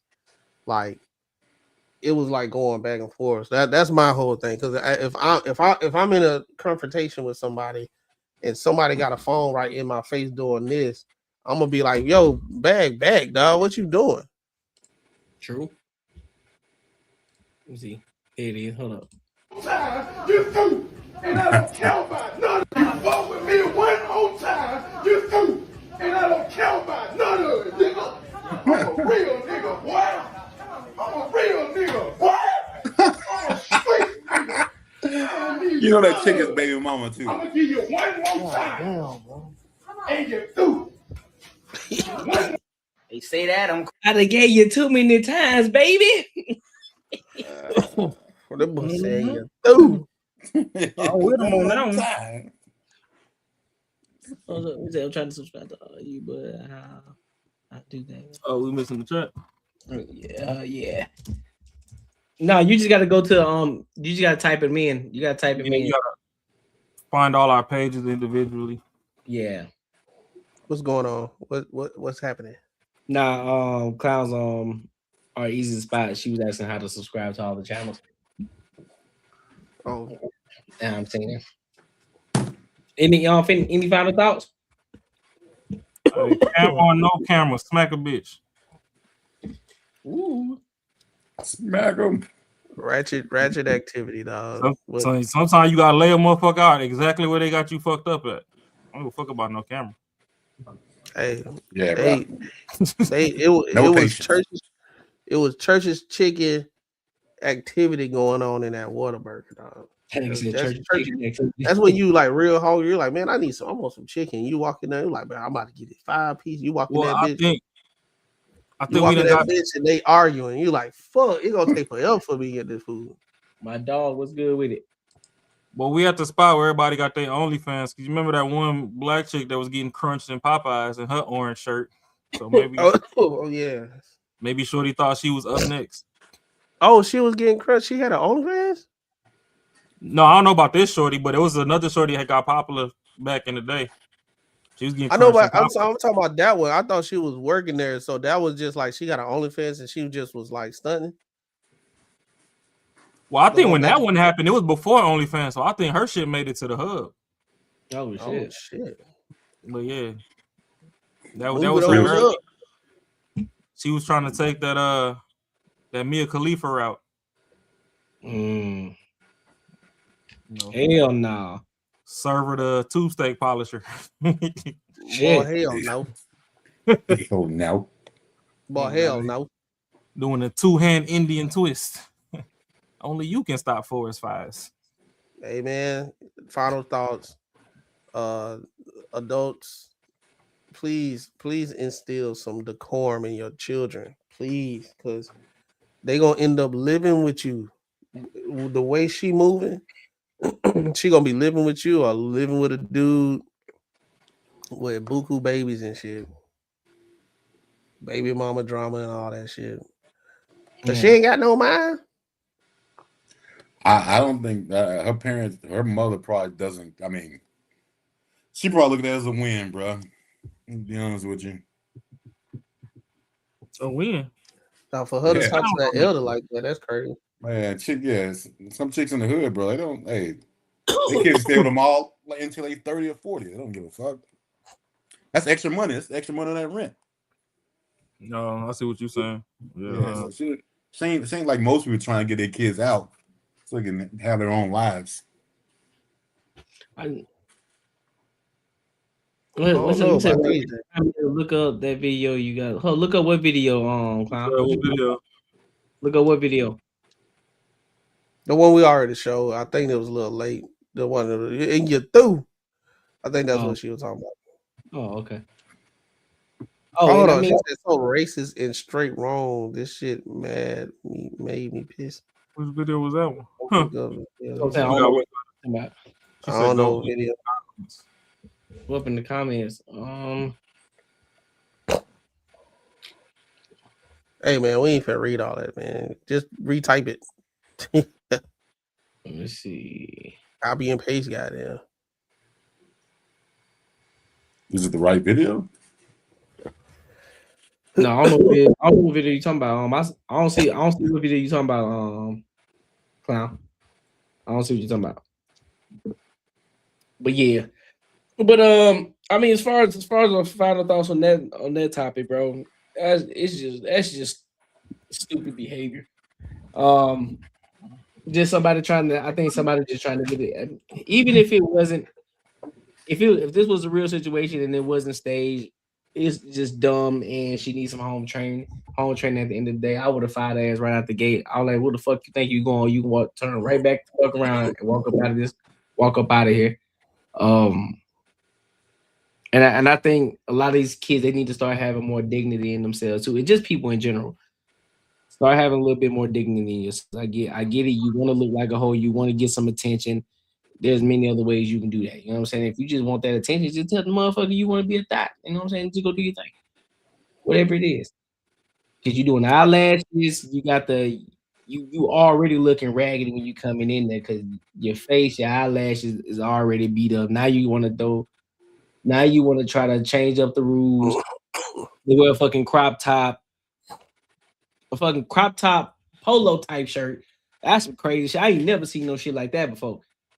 I've never in my 36 years, I've never seen somebody try to crop top a polo shirt. That's wild to me.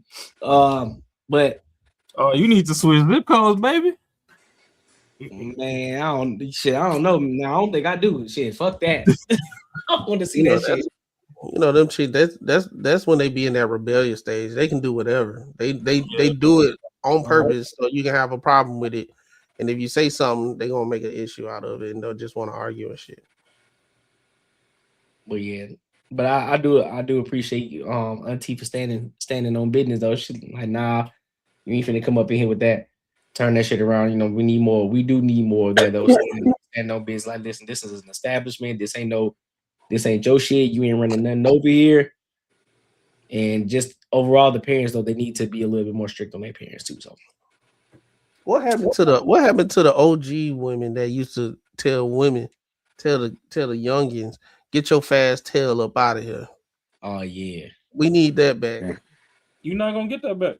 Yeah, get your fast tail on up out of here with your goddamn belly button sticking out, looking like a trumpet. You gotta remember, bro. The OG women like that is just like the niggas. We got tired of telling bitches what to do and what not to do. So we just sit back and let natural attrition take place. And then we can go cherry pick the ones that we know don't fit that bullshit ass industry standard mold and kick back and enjoy ourselves. So it's the same thing with them aunties. Is they got tired of them little motherfuckers not listening to them. You ain't finna keep calling me all types of bitches and shit. Cause I'll curb stomp your little ass, you little heifer. So instead of getting their blood pressure worked up, they go get their bottle of wine and be like, look at these little dumb bras running around here being fast. I'm at that point too. I'm at the point of, hey, stop telling women what to do. Let them rock out, and you know, let themselves, you know, expose themselves so you can see the ones that ain't acting like that. It make it way more easier. It's just like Chef. I'm glad Courtney showed us the walk in on the court. I'm like, hey, that's what we came for. Showed it thick as hot water cornbread. And that's all I need to see. I'm not finna go talk to your ass. Bitch, you just proved to the world you crazy now. So I'm not finna talk to you. I'll enjoy the view though. So that's what it is. I'm gonna sit back and enjoy the view. So now when I'm in the club, I'm looking for the bitch that ain't dancing. That motherfucker that's in there that look uncomfortable. Cause why are you here? Then I run down, oh, okay. Oh, so you like to read and all this other stuff while you're here? Oh, well, my friend took me out, and, you know, I'm with her. I didn't drive. Oh, okay, well, shit. Take my number down. We kick it. Because what I ain't going to do is try and tell you to go tell her that you leaving with me. Right. Now the whole club finna get flipped upside down. Because now she wondering why you got chosen. She dipped. So, nah, go ahead. Take my number down. Hit me in the morning. We'll politic. So that's the thing, like, let them all be ratchet. Go enjoy the view. You sit back, and then you can see who don't really fit that area, that common standard, and then that's how you can find the good ones. You can still find good ones in traffic. You just gotta be more observant and quit buying them all drinks. Let that rich nigga they daydream about go buy them the drinks. Swoop in. Swoop in after they on their level. That's what I'm saying. Yeah, let them do the heavy hitting. Yeah, let somebody else pay for the pregame. Facts. Facts. Well, my good people, tonight was dope. Tonight was a good night. Appreciate y'all for kicking with us, hanging it out with the folks. You know what I'm saying? Make sure you are here tomorrow. Make sure you hit tomorrow for the solo show. But also, I know Terry, listen, I know you was upset because you missed Tuesday. I mean, because you missed us Friday. You know what I'm saying? But we got everything back together. So we'll be live on Friday. So make sure you're here tomorrow and make sure you're here on Friday as well. All right? Hell no. The low key, this is why the hell no was winning. Hell. We could dissect that on another show, but hell no. he said the pink toes winning. No.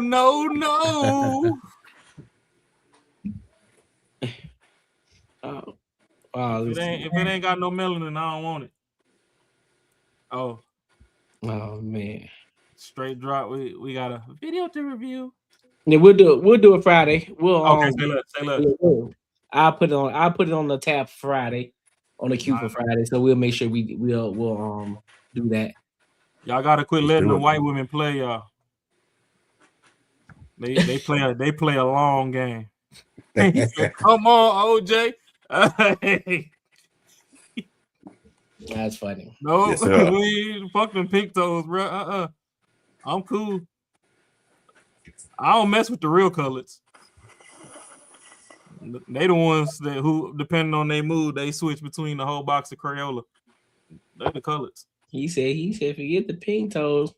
Hey, motherfuckers been projecting a long time. They called us color. We only one color.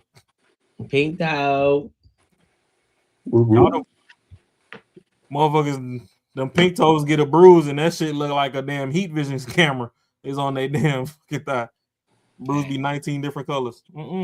Oh, fast. Let me shout out before we close out. Let me shout out Clown though. Let me shout out Clown. Yeah, you right, man. Making money is me, man. 10 years, me and you gonna have matching Benzes. 10 years? Thinking more like 10 days, man. 10 days. 10 days, man. Think about 10 days.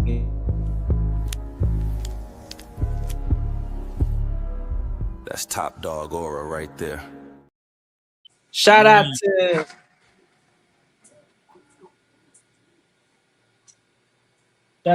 Clowns. Real easy to spot for becoming a YouTube member, becoming a part of the ENG community. Appreciate you. For those of y'all who don't know what the ENG community is, just a membership. You know what I'm saying? It's a membership. It's a monthly thing.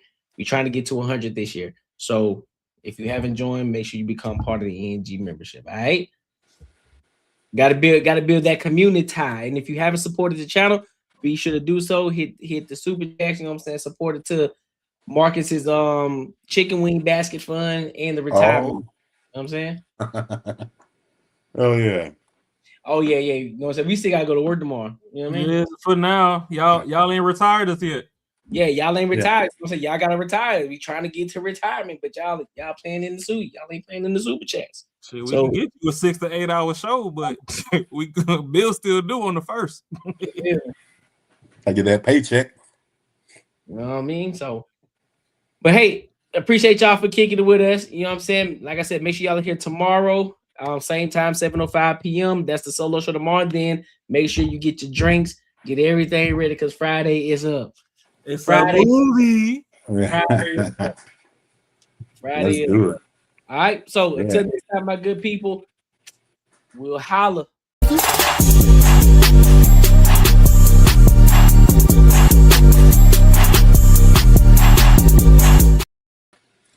Hey, sorry.